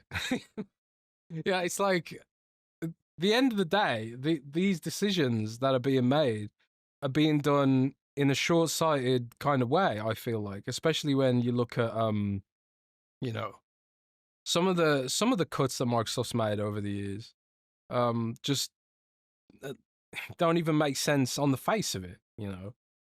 But it just sucks when there's layoffs, man. It sucks when they come out in their quarterlies and like, oh yeah, we got record profits, bro. And then it's like, yeah, but now you got to lay off 1,000 people, bro. It's like, and this was the thing that always annoyed me about Activision Blizzard, because this was the roller coaster that Blizzard employees were working under for many, many years, and I really feel like it had a chilling effect on the games, you know. And I sort of like the compound anxiety of having these layoff waves and also losing veteran talent, and also, you know, sort of trying to put corners just to boost margins. It leads to like long-term degradation of your games. I think EA is a great example of this. All the corners that EA's cut over the years has killed so many studios, so many franchises. You know, the fact that they don't treat the staff well enough to retain them, the senior level staff who made those games great, who made those franchises great, and made EA's shareholders billions of dollars. They don't retain them because they don't have the corporate culture in place to make those people feel secure in their job, or whatever other reason, you know. And the result is that they end up making less money, you know. So it's like the short term thinking that really bugs me about, I suppose, capitalism in general, or publicly traded companies in general, really. And then you look at like the goodwill that studios like Valve and whatever engender, because they don't have shareholders to answer to. All the profits, you know, either go to Gabe or like, well, they don't all go to Gabe, but you know, like there's no middlemen taking money out of the company for like shareholder reasons. It all, like, any of the extra money gets reinvested in the business, you know. But I don't know. That's the rant on that. And Nerds Another Legend says, I feel pessimistic every time I see layoffs. Yeah, me too. And that's, it kind of makes you, it makes you think like, well, what is wrong with Xbox that they need to do this? Clearly something's wrong if they keep talking about how great everything is. If everything was really that great, you wouldn't need to be doing layoffs all the time, right? That's why it goes to like, maybe the foundation is rocky because, like we said, we don't know how much it costs to run everything versus how much they bring in. Mm-hmm. And they are, you know, well, we do know that it's in their profit and P&Ls, isn't it? They don't publish their P&Ls. Huh. Microsoft or Xbox is the only out of like PlayStation and Nintendo, they're the only ones who don't publish their P&Ls. So you have no idea, right, Sam? Unless something's changed, and if that's changed, I have a bunch of documents I'd like to tear into. So, yeah, we have no idea. We have no idea how much, you know, Microsoft or Xbox's profit margins are. None. I thought we. So like if they were sharing those, we would have an like. I'm about to pull numbers out of my ass here, but like if they were saying, oh yeah, we only had a 3%, you know, profit, it's like, okay, all right, yeah. Do we only know revenue. You gotta correct that, but we don't. We only know revenue. That. Right. We only know the revenue. We don't know what their expenses are. So it's just one of those things where, you know, like the way the organization's been structured is not what the organization is going to be set up to do in the future. Like they were structured to, like Sam said, like sell consoles everywhere, right? So you got salespeople everywhere or whatever. You were making games for Xbox and PC and all the sort of things they were doing. But then you took on Bethesda and you took on ABK, which, you know, was like a lot of cost to bring on, you know, publishers and stuff. But now, you know, consoles seem to be less of a major factor moving forward. now you're multi-platform. So like a lot of the foundation of what Xbox is has changed in recent years. Plus there's like, this isn't even, it's not even really, it'd be one thing if nobody else in the industry was laying off people and it was only Xbox. Then you could look at it and be like, well, Xbox is failing, or Xbox isn't, it's, you know, the whole industry isn't laying anybody off. So like, this is like, oh, Xbox must be doing really bad if they're the only ones. It's like everybody's laying off people. And so it's, maybe this is a thing of why, games are $80 now. You know, is it like games are just even more expensive than we have any idea about, and they're just now we need that extra boost to 80, and that's really affecting the bottom line. And I don't know. I'd be very curious to see. I would just love to know what is their profit margin. You know, you just have your best year ever in regards to revenue, but did you have your best year ever in regards to profits? I don't know. Would it be some if you were to find out that, like, yes, even though they just made more revenue than they ever have, their profits were minuscule? Then you'd be like, oh, well, now I understand why they need to lay off people, because even though they're making all this money, it's not actually translating into anything. And that's one of the people's that remember when people were concerned with PlayStation in that regard? But look at all this revenue they're bringing in, but their profit margins were kind of small. Yeah. It was like, well, geez, like what's going on here? But then, you know, PlayStation's games were getting close to $300 million, right? And there's no sign of slowing down on that front. So yeah, so it's like we just are missing an important aspect of that. Plus, like, Xbox is changing, but then, you know, I don't think this is going to happen. But like, you also worry about. You hear about, like, your reporting of like their plans for next gen. Like, hey, we got a handheld, we got a console, and then handheld sidelined. And then you hear about this stuff, and you just wonder, being like, well, would it be so out of the realm of possibility that they're just like, hardware people, we don't need you anymore because we're not making any more hardware, so you're all cut. And actually, we can save money on R&D because we don't need to make a console. We'll just partner with the third-party OEM. This is why people are always sort of cautious when it comes to some of these things with Xbox, because they are at the mercy of this gigantic, uncaring, unfeeling, $1 trillion corporation that all it sees is just the, you know, how much money they're making, and they don't care about the impact on the community or the impact on the workers or any of that stuff. It's just like they just view it strictly from a lens of money, and it's just like they may be like, you know what, actually, no, we don't need a console. Save money on that end, you know. I don't think that'll happen, but it's one of those things where you could see it happening if people within Xbox probably weren't fighting against it, right? Where, you know, Satya's probably like, why do we even need a console? Just cut it. What do we need this for? And then you have people at Xbox probably fighting for it, and then they're like, okay, right? But if it was up to just the numbers people at the company, there'd be probably a whole lot that would just be cut and lifted out. And, you know, like, you know, FanFest is one of those things that's like, oh yeah, FanFest, we're celebration of the fans and stuff. But also when you delve on into it, like, if you wanted to cut costs for something, that'd be one of the first things to go. Oh yeah, right. Sure.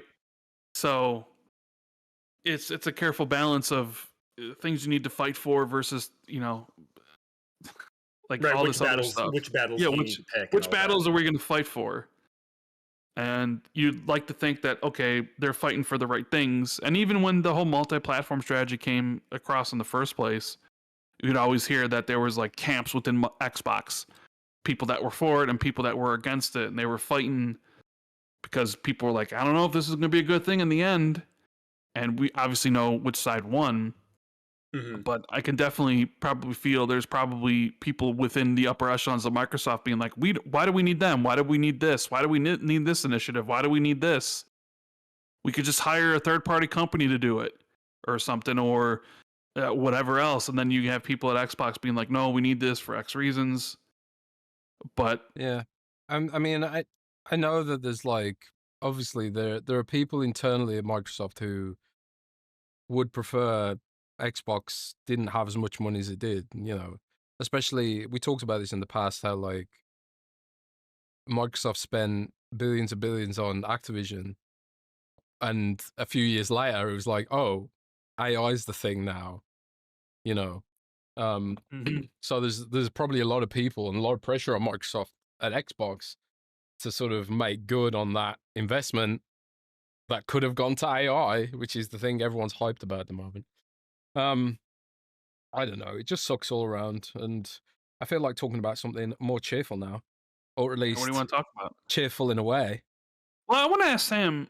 Sure. Did you get hands on with the ROG Ally or the ROG Xbox Ally X? Oh yeah. Yeah, I figured we could make that its own thing separate. From Yeah. What do you think about this device? So just to set the stage a little bit, I was one of the people that, like, maybe I'm in the minority, maybe not, I don't know. I was like, yeah, I understand why you're sidelining the handheld when Jez's report came out. And like, yeah, Windows needs to be better for gaming. You need to unify Xbox on PC better, blah, blah, blah. But I'm disappointed because I just want a mobile Xbox. I just wanted a handheld Xbox to play my Xbox games on the go, right? I already have a PC. I already have a gaming PC that I'm using for all my work and PC games.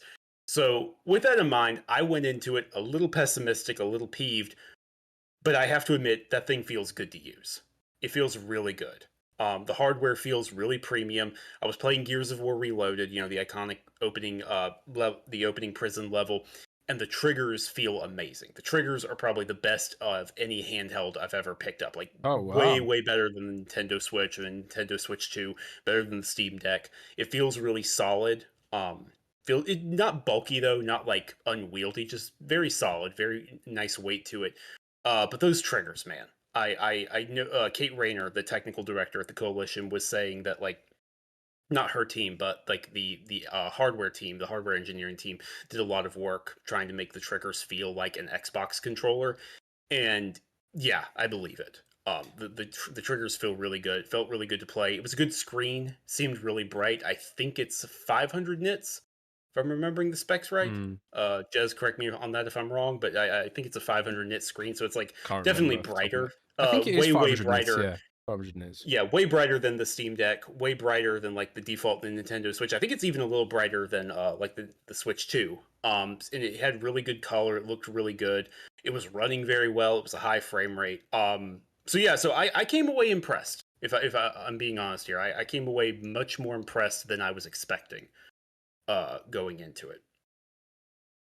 Yeah, it's cool to hear about the triggers, because I have to say, like, the ROG Ally hardware, the previous one, is still, I think, the best handheld I've ever used. And it's the one that I recommend to people, even though I use the Legion Go as mine, because I just love that bigger screen. The Legion Go is an 8.8 inch screen, I think. It's huge, right? And I have crappy eyesight, for one thing. So I want to ask you, Sam, how did you feel about the screen size on the ROG Ally? Because it's 7, I think it's 7.7, I think, something like that. Yes, yeah, something like that. It was good to me. It was good to me. I liked it. I also have poor eyesight if I'm not wearing my glasses. I have poor eyesight, but it seemed really good to me. It was a very bright screen. Like I said, it looked very detailed. Like it didn't have that effect, you know, you get sometimes where it's like, oh, this feels too zoomed in. This feels like too tiny. It doesn't. I've had that happen before with some Nintendo Switch games I've played where it's like, this isn't a good experience. I'd much rather prefer playing this on a monitor or a TV. Gears of War, it seemed to be working really well with that. I could read all the text legibly, and I didn't have any problems there. So I definitely came away like thinking, okay, yeah, this is a good quality screen. Yeah, that's one thing they did say was the reason it's small is because there isn't a VRR panel that's 8 inches now at the moment or something like that. The reason the VRR, very refresh rates, was the reason, and that was something that I noticeably missed on the Legion Go, because on these devices you are going to get frame dips sometimes because they're not, you know, the most powerful devices in the universe. and also a lot of games don't have updated drivers or optimizations for this chipset. So like VRR helps mitigate some of those frame drops, and it was noticeable when it was absent for me on the Legion Go. But I tend to gravitate towards 2D games on these kind of devices for the battery life, because I use them while traveling mostly. So it's good to hear that it's pretty good. And you know, and when I mentioned that we should move on to another segment, I was gonna mention the Ally as well as this other piece of Xbox hardware I've been also going hands-on with. Oh Lord! No, what's wrong? What's wrong, Sam? Go ahead, man. Go ahead. Well, I've been hands-on with the Xbox VR headset. So, Phil Spencer delivered on his promise to bring VR to Xbox after all these years. Yeah. What are you talking about? Does the MetaQuest hook up to the Xbox and you can play Xbox? It doesn't matter, bro. No, the ad says this is an Xbox, bro. It's an this is an Xbox. So, you know, I'm very pleased that Phil delivered on his promise back on the Xbox One X days to bring VR to the Xbox platform. And I was very, very lucky to receive a unit from Microsoft. Thanks for that. And I love VR now. I think it's the best thing ever. The best thing since sliced bread. I'm not going to say anything. Keep on talking. I'm not going to save you on this one. I was just imagining your facial expression there for a moment. But, I'm imagining people listening to this who don't know you're joking around and are preparing tweets to call you out and clipping portions of the podcast where you've talked at length about how VR sucks. But because you got an Xbox One, now it's the greatest thing ever. Yeah, it's like because there are fans that do that. So yeah, oh yeah, sure. It's like Paris's yellow chair, right? Shout out to Paris. Of course. But nah, I looked outside my door one day and there was a huge box there, and I thought it was the Xbox Ally to start with. I was like, oh snap, I got one early because I know they're going to be playable at Gamescom. So I thought the hardware must be ready because they did have them at Summer Game Fest and stuff like that. And I was hoping for the Xbox Ally, but then it was this, right? And I was like, and then I got the press release and the embargo and all that kind of stuff. So for those who don't know, Microsoft and Meta announced last year, over I think it was like 14 months ago, they announced they were building an Xbox edition MetaQuest. And at the time, it was kind of like, like, is this going to be anything special? Any special integrations? And it's literally just a colorway. It's literally just the carbon black Xbox Series X color with some green accents, kind of like the Xbox headset, with some limited edition Xbox style controllers, Bluetooth controller, and the headset itself. The bundle also includes the Elite strap. It also includes a prepaid limited edition Xbox controller, but it's prepaid. And also, it's got Xbox Cloud Gaming pre-installed with 3 months of Xbox Game Pass.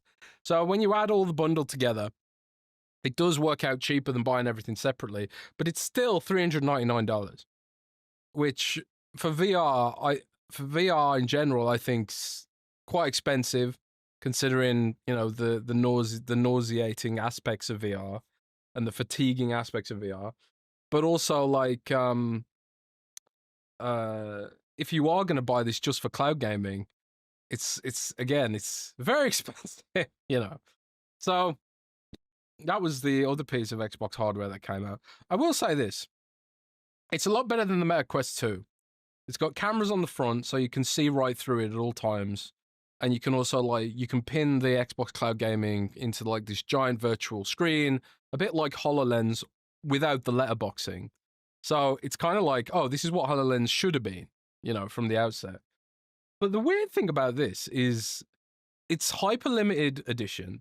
There's only units going out in the US and United Kingdom, as far as I'm aware. I haven't seen any retailers outside the US and UK stocking this thing, so Xbox fans in mainland Europe or even Canada or Australia, they can't buy this, which I think is very strange. And even the units that are available at meta.com, they're extremely limited quantities, and that both press releases from Meta and Xbox have emphasized very heavily, once it's gone, it's gone. We're not making any more. So I put it to you guys. Let's Samuel first. Why does this exist? I was hoping you'd tell me at some point because I really don't understand at all. Like if it wasn't going to be a limited thing, I would understand it. It would be them like not even dipping a toe in the water. That's too generous. Dipping like the tip of a pinky toe in the water in the VR space. Like, oh look, we're branding and like we're trying to get Game Pass into more hands. You can use cloud gaming with it. Like we're trying to expand that way. Like if it was going to be an ongoing thing, and I will admit I like the design. The color scheme is pretty cool. I'll give them that too. But otherwise, I don't understand. I don't know. Was this out of obligation? Was this like as part of the deal agreement with Meta? Like, okay, we agree to produce X number of branded partner headsets. Your guess is as good as mine, man. I mean, it probably all just boils down to like, probably one, it was probably part of the original deal, right? Two, they probably are very much looking at grabbing people wherever they can find people. So if someone's on a MetaQuest, and I mean, I think we understand why they want their games on MetaQuest. I guess the question is, why make this specific edition? Yeah. And I guess the answer to that is probably harder, because even Tom Henderson said that he's heard that retailers like Best Buy only got 2 units per store, which indicates that there's not that much. Even retailers don't expect there to be a lot of demand for this if they're only getting like 2 per store. That it almost sort of feels like a contractual obligation that they needed to fulfill, which is why it took so long from the announcement from last year to now. Like I get the whole thing like, oh, Meta and Xbox together and you can play your Game Pass games on it or whatever the deal is, right? Because there probably are people that don't know what Xbox is, and maybe they get some of that stuff. So I get that, right? Because their whole marketing strategy of this is an Xbox, and now this is an Xbox you wear on your face. Right. Yeah, with low availability and the fact that they've said, like Jez mentioned, once they're gone, they're gone.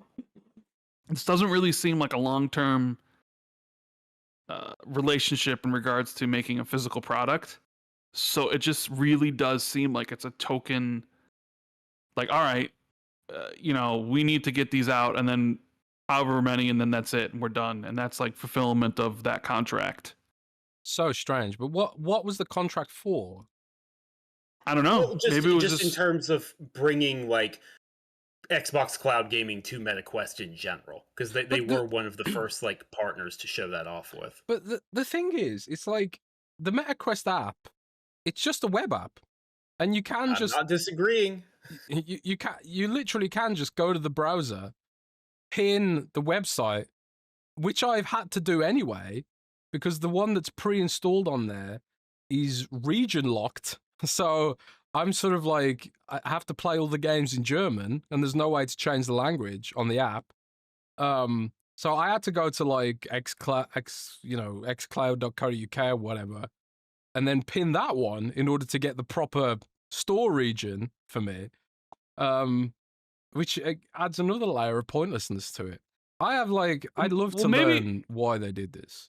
Maybe it's something that Meta wanted, because there are Xbox fans who will want this now because of the partnership with Xbox, and maybe they buy one and they become fans of this device, so they actually make some purchases on it and play some VR. Because correct me if I don't know much about VR. So the MetaQuest 3S, isn't this one of those where you don't even really need to be hooked up to PC? That's correct. Like you can hook it up to PC, but it's not something that you need like a 4090 for to run. That's why this one is like the closest thing a VR headset has been to a success. So I sort of wonder if this viable VR headset, the only one. If this is more of a thing to help meta, because Xbox users, it's like, oh, it's a cool Xbox branded thing, so I might get it, but like it doesn't help me like play VR games on my Xbox or whatever. So you think about who this would be more beneficial to, and it's like, well, maybe Meta thinks it'd be more beneficial for them because you might have some Xbox enthusiasts who would pick this up who's never experienced VR before, that would then start maybe buying games from the store and playing it and become fans of the MetaQuest. I mean, that's kind of a read I get on it. I don't know if you either would agree with that. It's as good a read as anything I'm seeing here. Like, I definitely get what you're saying. Or like if someone is because we know Microsoft is really focusing on expanding Xbox PC.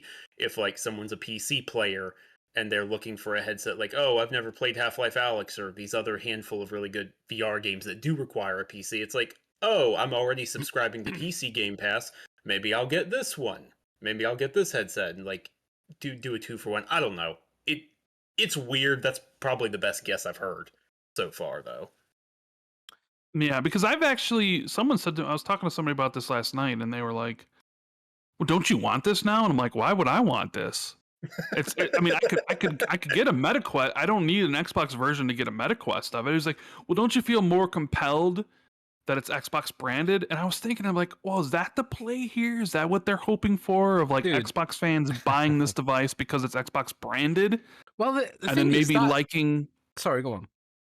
Well, and then maybe liking what they see with the functionality and spending money on the MetaQuest store, more than the idea of like, well, I want VR on my console or what have you. And you know, I don't know. That was just a thought I had from a conversation with somebody. Well, I have to admit that like the Xbox style of this headset is a lot better than the regular MetaQuest. It looks headset. nice. It's a nice looking, just like I hate the name. Just like the Xbox Ally X, the black one, it is a very nice looking device. And this headset is a very nice looking headset. The color scheme looks really cool. So I am the kind of person who would buy this just because it's Xbox, probably. Right. And then you did send me a recording of you playing on it, so yeah. And I've probably used the Quest more than I ever would have done, just because it's got the cameras on it now. And also you can control it with your hands, like Kinect, and it's way more accurate than Kinect as well. So you don't even need to use the controllers. It's so much better than the Quest 2, because I have a Quest 2. I bought one for like Beat Saber and exercising and stuff like that. I did use it a fair bit, and it's a good workout, right? But it's a workout. It's not for relaxing. It's for exercise at most. It's isolating. You have to use the controllers, which means not only do you lose your vision, you also lose your hands. And then you put the controllers down and you're just like, oh shit, where did I put them? And like you're searching for them blindly, and you have to take the headset off to find the controllers again. It's an awful experience, terrible experience. However, with the Quest 3, you can see now, because there's cameras on the front and the button which turns them on and off. If you are in a fully immersive game, just one button to like take off the headset. And also, you don't need to use the controllers at all. If you want to play Xbox Cloud Gaming, you just point at it, pinch your finger, and then you're away. So it's a much better experience. But like, I was sitting there thinking, is it a $400 experience? Because I kind of feel like you do need the Elite strap, because the regular strap is terrible. And you have to keep adjusting it over and over again. You do need Game Pass. You do need a Bluetooth controller, but I've already got one of those. And I've already got Game Pass. But I don't know. Even if this was designed to sell to hardcore Xbox fans, why is it so limited edition? Because I saw Special Nick on Twitter complaining it's not available in Australia. So that kind of like betrays the idea that this is for hardcore fans because it's not fucking available anywhere. Well, I mean, but you're talking about Australia. Yeah, but like you're not going to allocate 10 units for Special Nick? Apparently not. They'd rather allocate them to. I would imagine. I bet you if you probably even looked. Are they even available in Best Buys or electronic stores by you in Germany or in the UK? There's no Best Buy outside of America. Well, I mean, whatever you would get these from. Okay, if you wanted to buy a version, like, could you get one? In my town in England, there are 2 places that sell them. Weirdly, it's available at more retailers in the UK than it is in America. So in America, it's only available at Best Buy, but in the UK, it's available at EE and Argos. It might be available. Is that a thing, Sam? Is it only available at Best Buy? Is it like a retailer partnership? I'm checking around. I'm not seeing it anywhere except my local Best Buy. The one right, like half a mile away from me has one left at the store. That is hilarious. That's the only one that's ever going to have, Sam. So get on it. Jez, can I an extra 400 this month? We're almost $2,000 in the red this month. Yeah. So I think no, but yeah, I think like if the play was this is for hardcore fans, you're pissing off thousands of hardcore fans by not making it available to them. So everything about this partnership makes no sense whatsoever. You've kind of like, and even for like the super hardcore fans, it's not even a Meta Quest 3. It's just a 3S, which is less powerful, has less battery life. So like they didn't even go all out for it. Everything about this partnership is baffling. I would hope that the Xbox Ally has a lot more stock than this because I think people are going to. I definitely assume. I definitely assume it will. But Joaquin wanted me to ask you a question, Jez. Okay. He asked me. He says, "Ask Jez, will the next Xbox play the Xbox MetaQuest since it's a PC?" And I told him, "It maybe, but it doesn't need a PC to run." So, well, the thing is, right? If you want to play Half-Life Alyx with the MetaQuest, you have to buy a compatible USB-C cable, which I think needs power and display out. So, like, I don't know what version of USB-C that is, but you can also buy one from Meta, which is certified or whatever. And then you can just plug it into your PC, and then Steam VR will work on it, with Meta's PC app. So, presumably, if the next Xbox does have the full bore APIs for all the drivers and whatever it would need for this, then theoretically you could play VR games from Steam on the next Xbox. But we don't know how far into Windows it's going to go.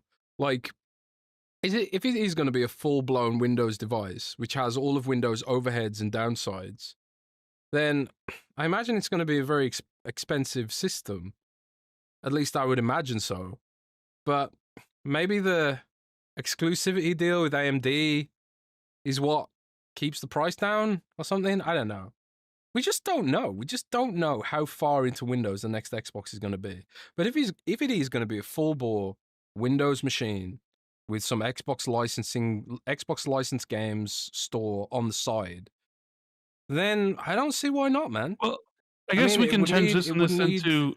Sorry, it would need the power of USB-C, I guess, because you can't just use any old USB-C. It needs like the proper PCIe USB-C lanes or whatever it is. I don't know.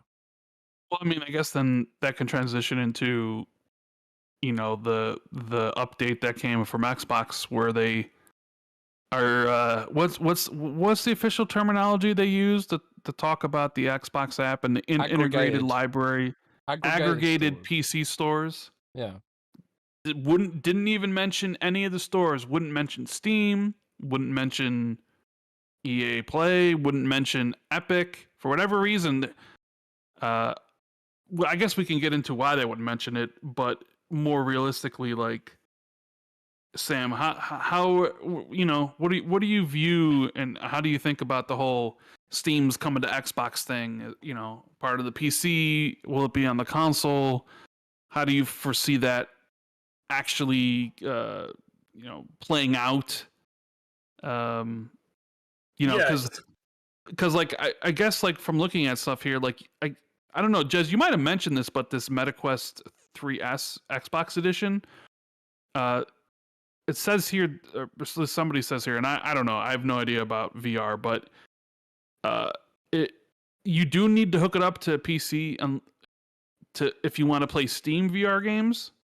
Yes, that's what I said. yeah, Yeah, for that's what you Steam said. VR, yeah. So it's like, so if Steam's on the next Xbox and you have Half-Life Alyx and you download it, you hook it up to the Yeah, but Xbox. the thing is, you also need the Meta app, which has the VR bridge, and then you also need the right USB-C ports on the Xbox. And will the Xbox have a USB-C port? Well, it's not just any old USB-C. It has to be like the full USB-C, because not all USB-C is equal. It needs to be USB-C that supports power and display, I think. Do you foresee the next Xbox having that sort of USB-C port? I mean, would be needed here? Potentially. I mean, if the whole idea is that the next Xbox is super versatile, I mean, maybe. But the thing is, those more powerful USB-C ports are more expensive. You know, it's an expense. Like today's Xbox doesn't even have USB-C at all. It's got the cheapest USB 3 ports going, right? They just basically do like very low amount of power and a bit of data. But to connect to MetaQuest, you're going to need the full blown, you know, whatever it is, DisplayPort stuff to make that work.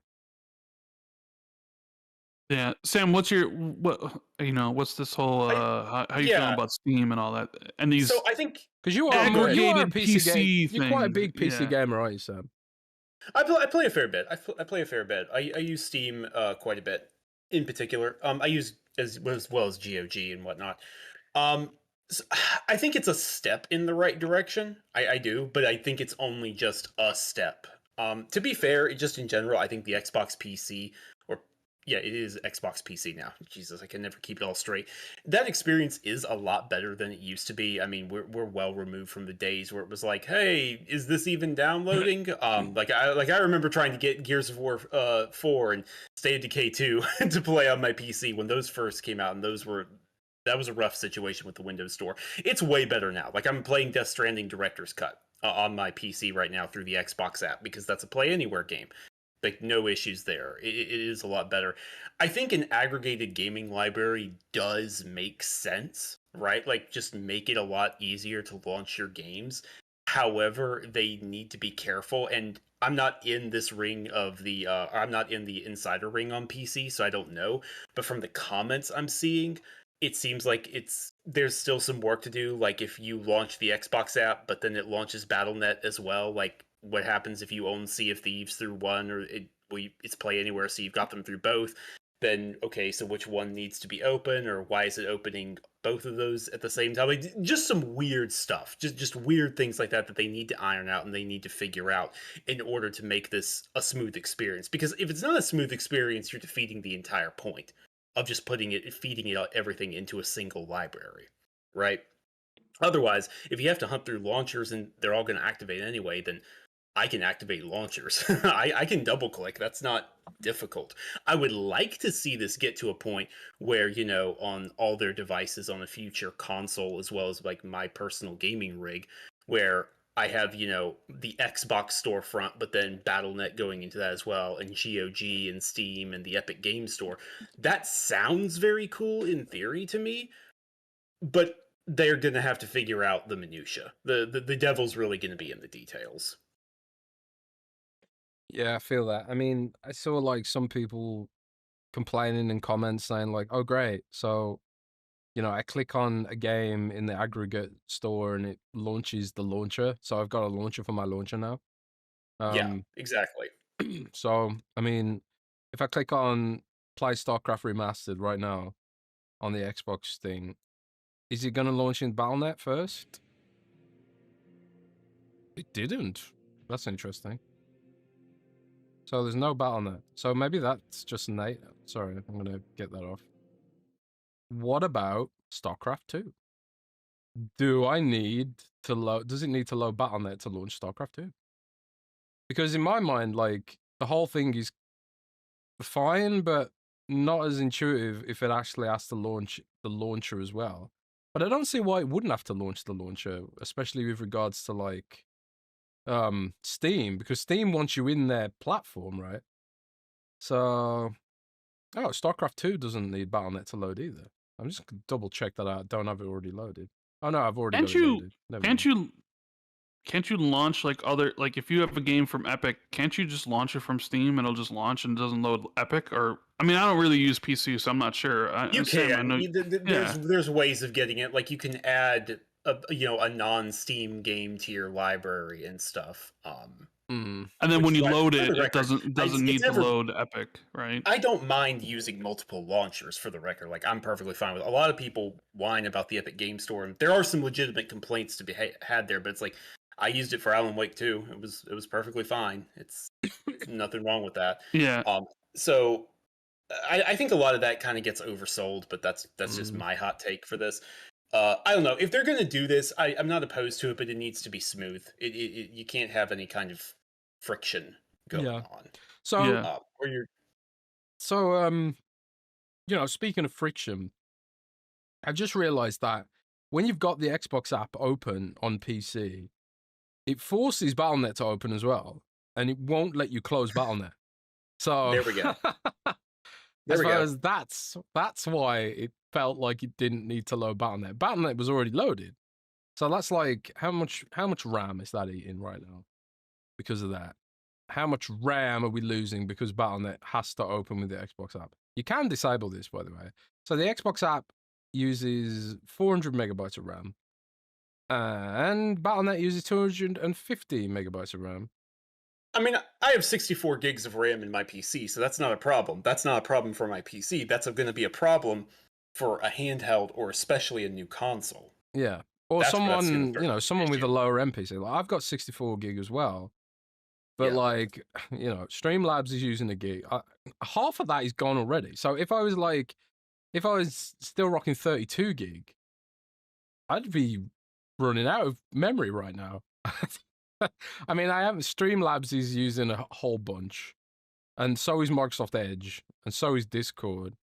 And Microsoft Teams using 500 gig. Close that shit. Jesus. So they clearly, to bring this full circle, Rand, they clearly have things they need to iron out. I appreciate what they're trying to do, but they gotta clean some of this up. Yeah, but I guess like the bigger thing is like, sure, on PC it's whatever, and it's gonna be part of their overall initiative, and we've seen just through the trailer of the Xbox Ally X about how that would work. I guess the big question is, then everybody's kind of pins and needles on, well, not maybe pins and needles, but how would it work, and if it would work on the console or whatever it is, whether it's a PC hybrid or the next thing that Xbox is making that might come out. Where do you stand on this? Do you think the next console is releasing next year or 2027 or 2028? I know there's a lot of people now expecting it in 2026 because of the 25th anniversary, and would be a great thing to have this brand new Xbox released in the same year you celebrate your 25th anniversary, with all your big hitters releasing that year, from Forza to Halo to Gears to Fable. You get a head start on PlayStation, which would be, I think, beneficial from separating yourself from PlayStation. Like disconnecting the launches, so you're not really like this or that, and it's just like you have your own time period. Grand Theft Auto's next year, maybe you'd have the best version of Grand Theft Auto until the PlayStation 6 comes out. Like all those like things that people you think about in your head, you're like, oh man, it would be perfect time to launch a new system, perfect time. Where do you fall in line with that? Are you kind of being like, oh yeah, 2026 absolutely, or are you more kind of conservative, being like me, being like, nah, 2027 probably seems like the more likeliest landing spot for a next system?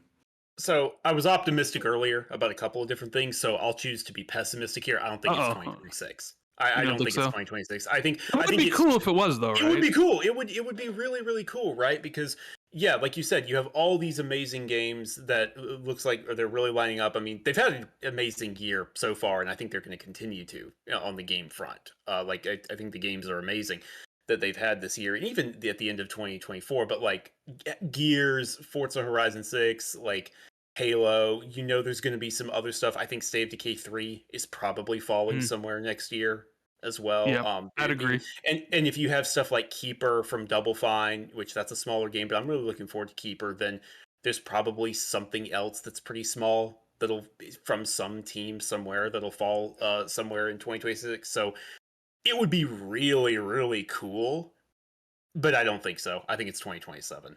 I think given where they're at as a company and given how they've never been opposed to sharing stuff on the next console well in advance, and given how many irons they have in the fire and all that, I just don't see it hitting next year. I just don't. I think it's 2027. Well, some people would point out that why then come out and make this whole big announcement with the Xbox and AMD multi-year partnership? Some people view that as very similar to the whole Project Scorpio announcement or the Project Scarlet announcement, where they were announced and a year later the new systems came out. Sure. So, like, where do you view that announcement, and why do you think they made that announcement now? Like, imagine the consoles, like you said, you think 2027. Yeah. Why make this announcement 2 years out, 2.5 years out, really? Was it to get ahead of a narrative they didn't want people to form in their heads? Was it just like the partnership was finished, let's announce this? Like, in your in your mind, what was the reasonings for that? I think it's multiple things. I think as exciting as all the stuff with the ROG Ally and the ROG Ally X is, like, I'm way more excited for those devices now than I was back when it was just Project Kennen. At the end of the day, it is still a PC, right? No matter what the custom work they're doing is, no matter how they're cleaning up the back end to make things play smoother and make it more gaming focused, it's still going to be a Windows device. And I think there might have been some concerns that, oh, are we actually going to do a new console? Like, even if we said we have in the past, even if Phil has said we are going to do that in the past, people doubts. How do I put this? What's the word I'm looking for? Doubts build up, trust, might be lost. So let's get ahead of that narrative and let's just put it out there that yes, it's happening and it'll be AMD. And also, you have to keep in mind there was the whole thing with the spec sheet and like the planning that leaked back during the FTC court hearings and all that. And you remember they were exploring ARM, and there's been a whole. It's very much an Xbox community focused thing, but there's been a whole debate about, well, will they stick with AMD or are they going to do ARM? I, for the record, have always been in the camp that they were going to stick with AMD. I didn't think it made any sense going to ARM. I understand you have to explore options, but so they know that's out there. They know people are debating that. I think it was just, let's get ahead of all that stuff and just address it all at once. I think if the console was coming next year, they would stick with what they did with Project Scorpio and Project Scarlet, and they'd be giving us, I don't know, Jez, get on that. Find out what the next code name is. Find out what the next code word is. But they'd be giving us Project XYZ coming 2026, our most powerful console ever. Like, they do that whole thing again. I think I firmly believe that. So the code name I've got right now is what is it now? You don't have to share it now if you don't want to, but no. Haven't you? You've already said what it is. No. I got another one. Oh, new one. There's like 5 of them. Warnerville. Warnerville is a new code name. So I don't know. That doesn't roll off the tongue. No, it doesn't. I have no idea what it is, but it appears in a firmware list next to all the other consoles. So part of me is sitting there wondering, is that the code name for the next Xbox project? But I don't know. The problem is Microsoft's really diversified its approach to code names now. It feels like every single team gets a different code name, and they do that to try and isolate where leaks are coming from potentially. But this code name, Warnerville, appears in the code, which is like, code is code, right? You can't use 10 different code names in the operating system. So I don't know. Maybe Warnerville is the code name for the next Xbox. I don't know for sure though. Don't know for sure.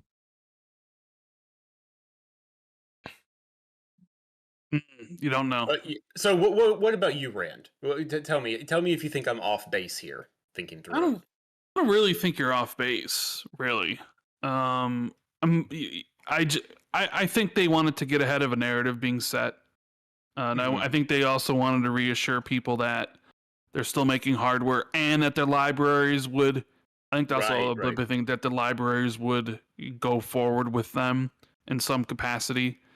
Because I know there were people that were like, oh man, I don't know. Like some people were starting to like, I don't know if I can trust Microsoft with this. So I think it served a lot of different functions. But at the same time, I guess it also helps when like you're not really worried about selling consoles because you're not really selling that many. So you're announcing something or at least saying, hey, these are next gen plans. And sure, you haven't specifically announced a console, but also at the same time, like you're not really selling that much. And who knows how the price increase is going to affect it anyway. So if you got to float it for 2 years, then you got to float it. But I'm definitely very curious about how all these things that they're doing, like, okay, here's this update they've been doing on the PC, and they're doing the inside thing with aggregated libraries and stuff, which, people have sent me videos of like months ago or whatever that I've seen, and it's like, okay, how that's going to work, how Windows 11 is going to get better, how all that sort of stuff is going to work on the Xbox Ally and on the Xbox PC, and then what will that look like in 2027 if that's when the next console launches, and what that console is going to look like. Because it's weird because you already see people trying to position that the Xbox Ally is not an Xbox, that it's just a PC. Which, I mean, it is, but then Xbox is doing some specific things for it. I don't know. It's if you would have, I guess you said, if you would have said 3 years ago, like, hey, if it was 2022 and you were like, what's the next Xbox console looks like? I'm not sure we would have, came to the conclusion, or like would have been like, oh, this is what it's going to be, right? Because at the time, like, Microsoft hadn't pivoted at that point hard like they did in the end of 2023, beginning of 2024. I mean, the industry is constantly evolving and changing. You imagine 10 years ago, like what the console industry was like in 2015 to what it is right now, and it's like very different. And that's an industry before the Fortnite craze, before the Battle Royale craze. That's before Nintendo Switch. Yeah, that was before the Switch and the handheld craze. That's before crossplay was almost a standard in the industry. I mean, I remember interviews where they were, they didn't want, who's going to protect the children in Minecraft? Remember Sony was putting things out there like that? Now it's just like an accepted thing. Handhelds are big again. The industry always goes through these changes. I mean, Microsoft was putting games on PlayStation and Nintendo Switch. I mean, that would have been unthinkable 10 years ago. Sure. So then you think about where the industry is, like, in 2035, when we're on Xbox 2 and going on its like 18th year, what does the industry look like then? I mean, you already hear from people, and I think it was it the Final Fantasy 16 director who just said something like, we can't continue making the games the way we're making them? Was that him recently?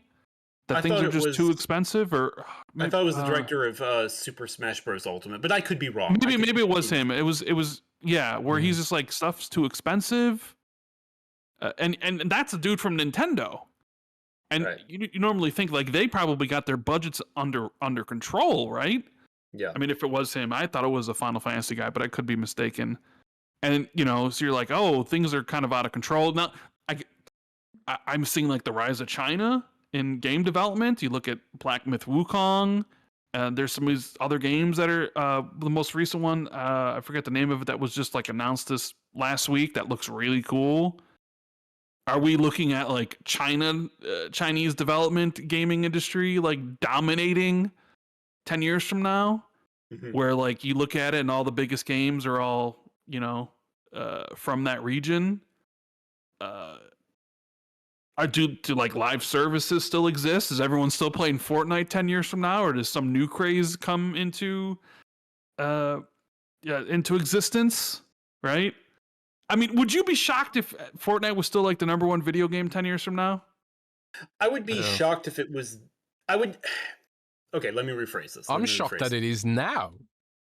I would not be shocked if Fortnite is still regularly played and is like in popular culture, is like, you know, one of, as Matt Piscatell likes to say, like one of the heads on the Hydra, basically. I would not be surprised about that. I think I will be surprised if it is still the top game at #1 across everything. Would you be surprised if it was still #1 5 years from now? Like 2030 we're talking about here. I mean, let alone 10 years, like 2030. No, I wouldn't. And like, it's so weird to say that with historical context, but this is, if you think about it right now, from, what was it? Fortnite Battle Royale was end of 2017, early 2018, somewhere around there, right? Let's say right around there. Let's say 2018, so 7 years now. This is the longest we've gone without a multiplayer game toppling, like, whatever's at the top. This is the longest we've gone with, like, one particular game on top, and without some new paradigm shift, I can't talk. I'm not sure how that changes. I think it does eventually change, but there's not anything right now. Well, I mean, you could make the argument. I'm not saying that you're wrong, but maybe Call of Duty was on top longer than Fortnite's been on top. Because I feel like, when did Call of Duty take that mantle from everything? That was with Modern Warfare 2, right? Yeah, I mean, that would have been 2009. I guess the thing with Call of Duty is it depends on when exactly you think Call of Duty became the top. It was Modern Warfare 2. Okay, if you think Modern Warfare 2, then no. If someone wanted to argue, and I'm not even opposed to this, if someone wanted to argue like the original Modern Warfare in 2007, then yes, because that would be a decade if that's the case. Yeah. But it's Modern Warfare 2. Because Modern Warfare that's what revolution, but I don't think it got the sales that did. I think Modern Warfare 2 is what blew up the franchise. Modern Warfare 2 is when I remember, like, it went from, oh, Call of Duty is this cool thing, to, oh, like, it's just expected. But even still, like, when Fortnite went to Battle Royale, it didn't take over immediately, right? So even if you... True, but it happened pretty darn quickly. Because remember, PUBG was there for a hot minute. Like, PUBG was really hot. When you're talking to someone who's 900 hours into PUBG. Yeah, no, I get it. I got. And I yearn for the days of yore when I get on every night and play 4 hours with my buddies of PUBG, and it was the greatest thing ever. Oh. Of yore? It wasn't that long ago, was it? No, it wasn't. It was 2017, 28. It was. When did it come to Xbox? It was like Xbox December of 2017. It was December. It was earlier than that, but it was definitely 2017. Is the point? Like, let me Google. I just have this vague thought that it was like December of 2017. Let's see, PUBG, because they said 2017 and we were waiting for it, but I think they it was literally December was when it came out. Oh no, you're right. It was December 12th. Yeah. There we go. December 12th. Yep. Yeah. And so basically all of December and most of 2018 was spent playing PUBG with the boys. And I yearn for those days of yore. PUBG was janky as all hell, but it was the best battle royale experience. It was the best battle royale experience. There was nothing like the tension it created. And do you remember when I think they sued Epic because Epic just ripped them off? Yep. Because they were using the Unreal Engine. That was so shameless, but I'm going to defend Epic Games about this because in the past I have criticized Epic for ripping that off and be like, that's so scummy of them to rip that off.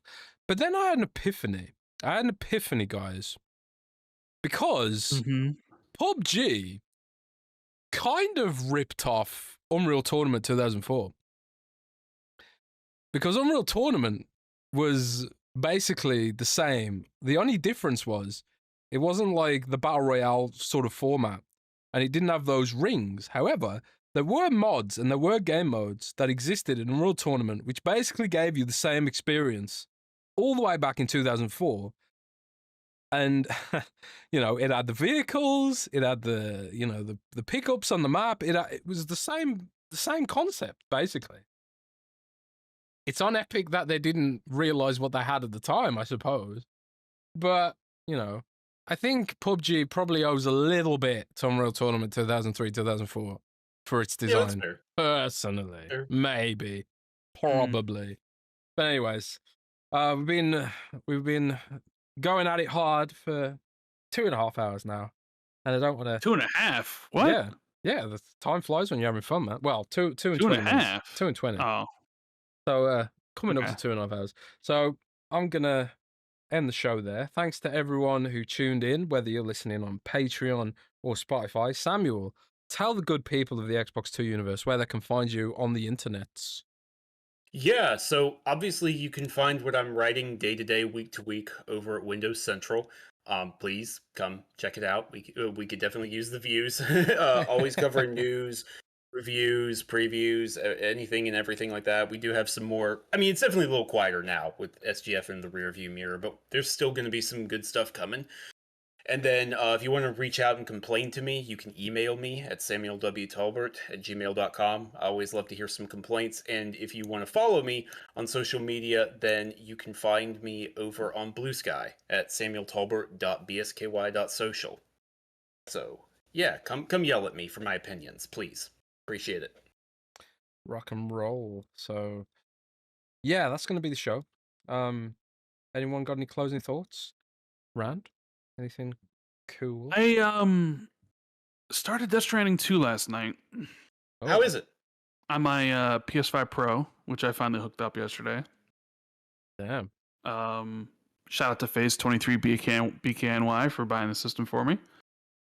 So I only got to play like an hour.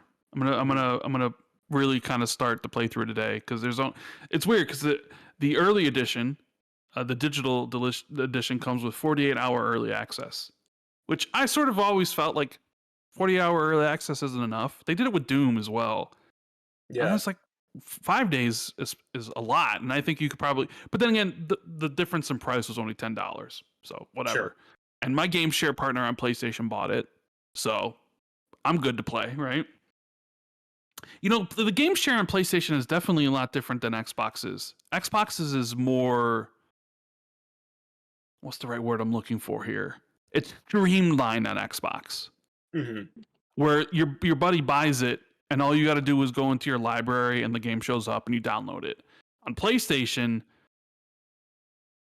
you have to like log into their account, go into their library, find the game that you want, start downloading it, and then like sign out of the account, sign back in your own as it downloads. So you got to actually log into their account. So that's kind of annoying. You know, Xbox is streamlined, but hey, I mean, you know, $70 game, right? Right. So I played an hour, but that beginning, like when you take control and it's gameplay, I was like, holy shit, this is gorgeous. Like truly impressive. Like I sort of just sat there and I was like, oh man. One of those moments, you know, where I just sat there and I'm like, oh man, this thing looks great. And and then you just start your journey. I don't know if you've played Death Stranding, Jez, or not, but I have played the original. It's one of my backlog of shame, right? Yeah, of course. Everything's in your backlog of shame because you don't really beat anything. Bro.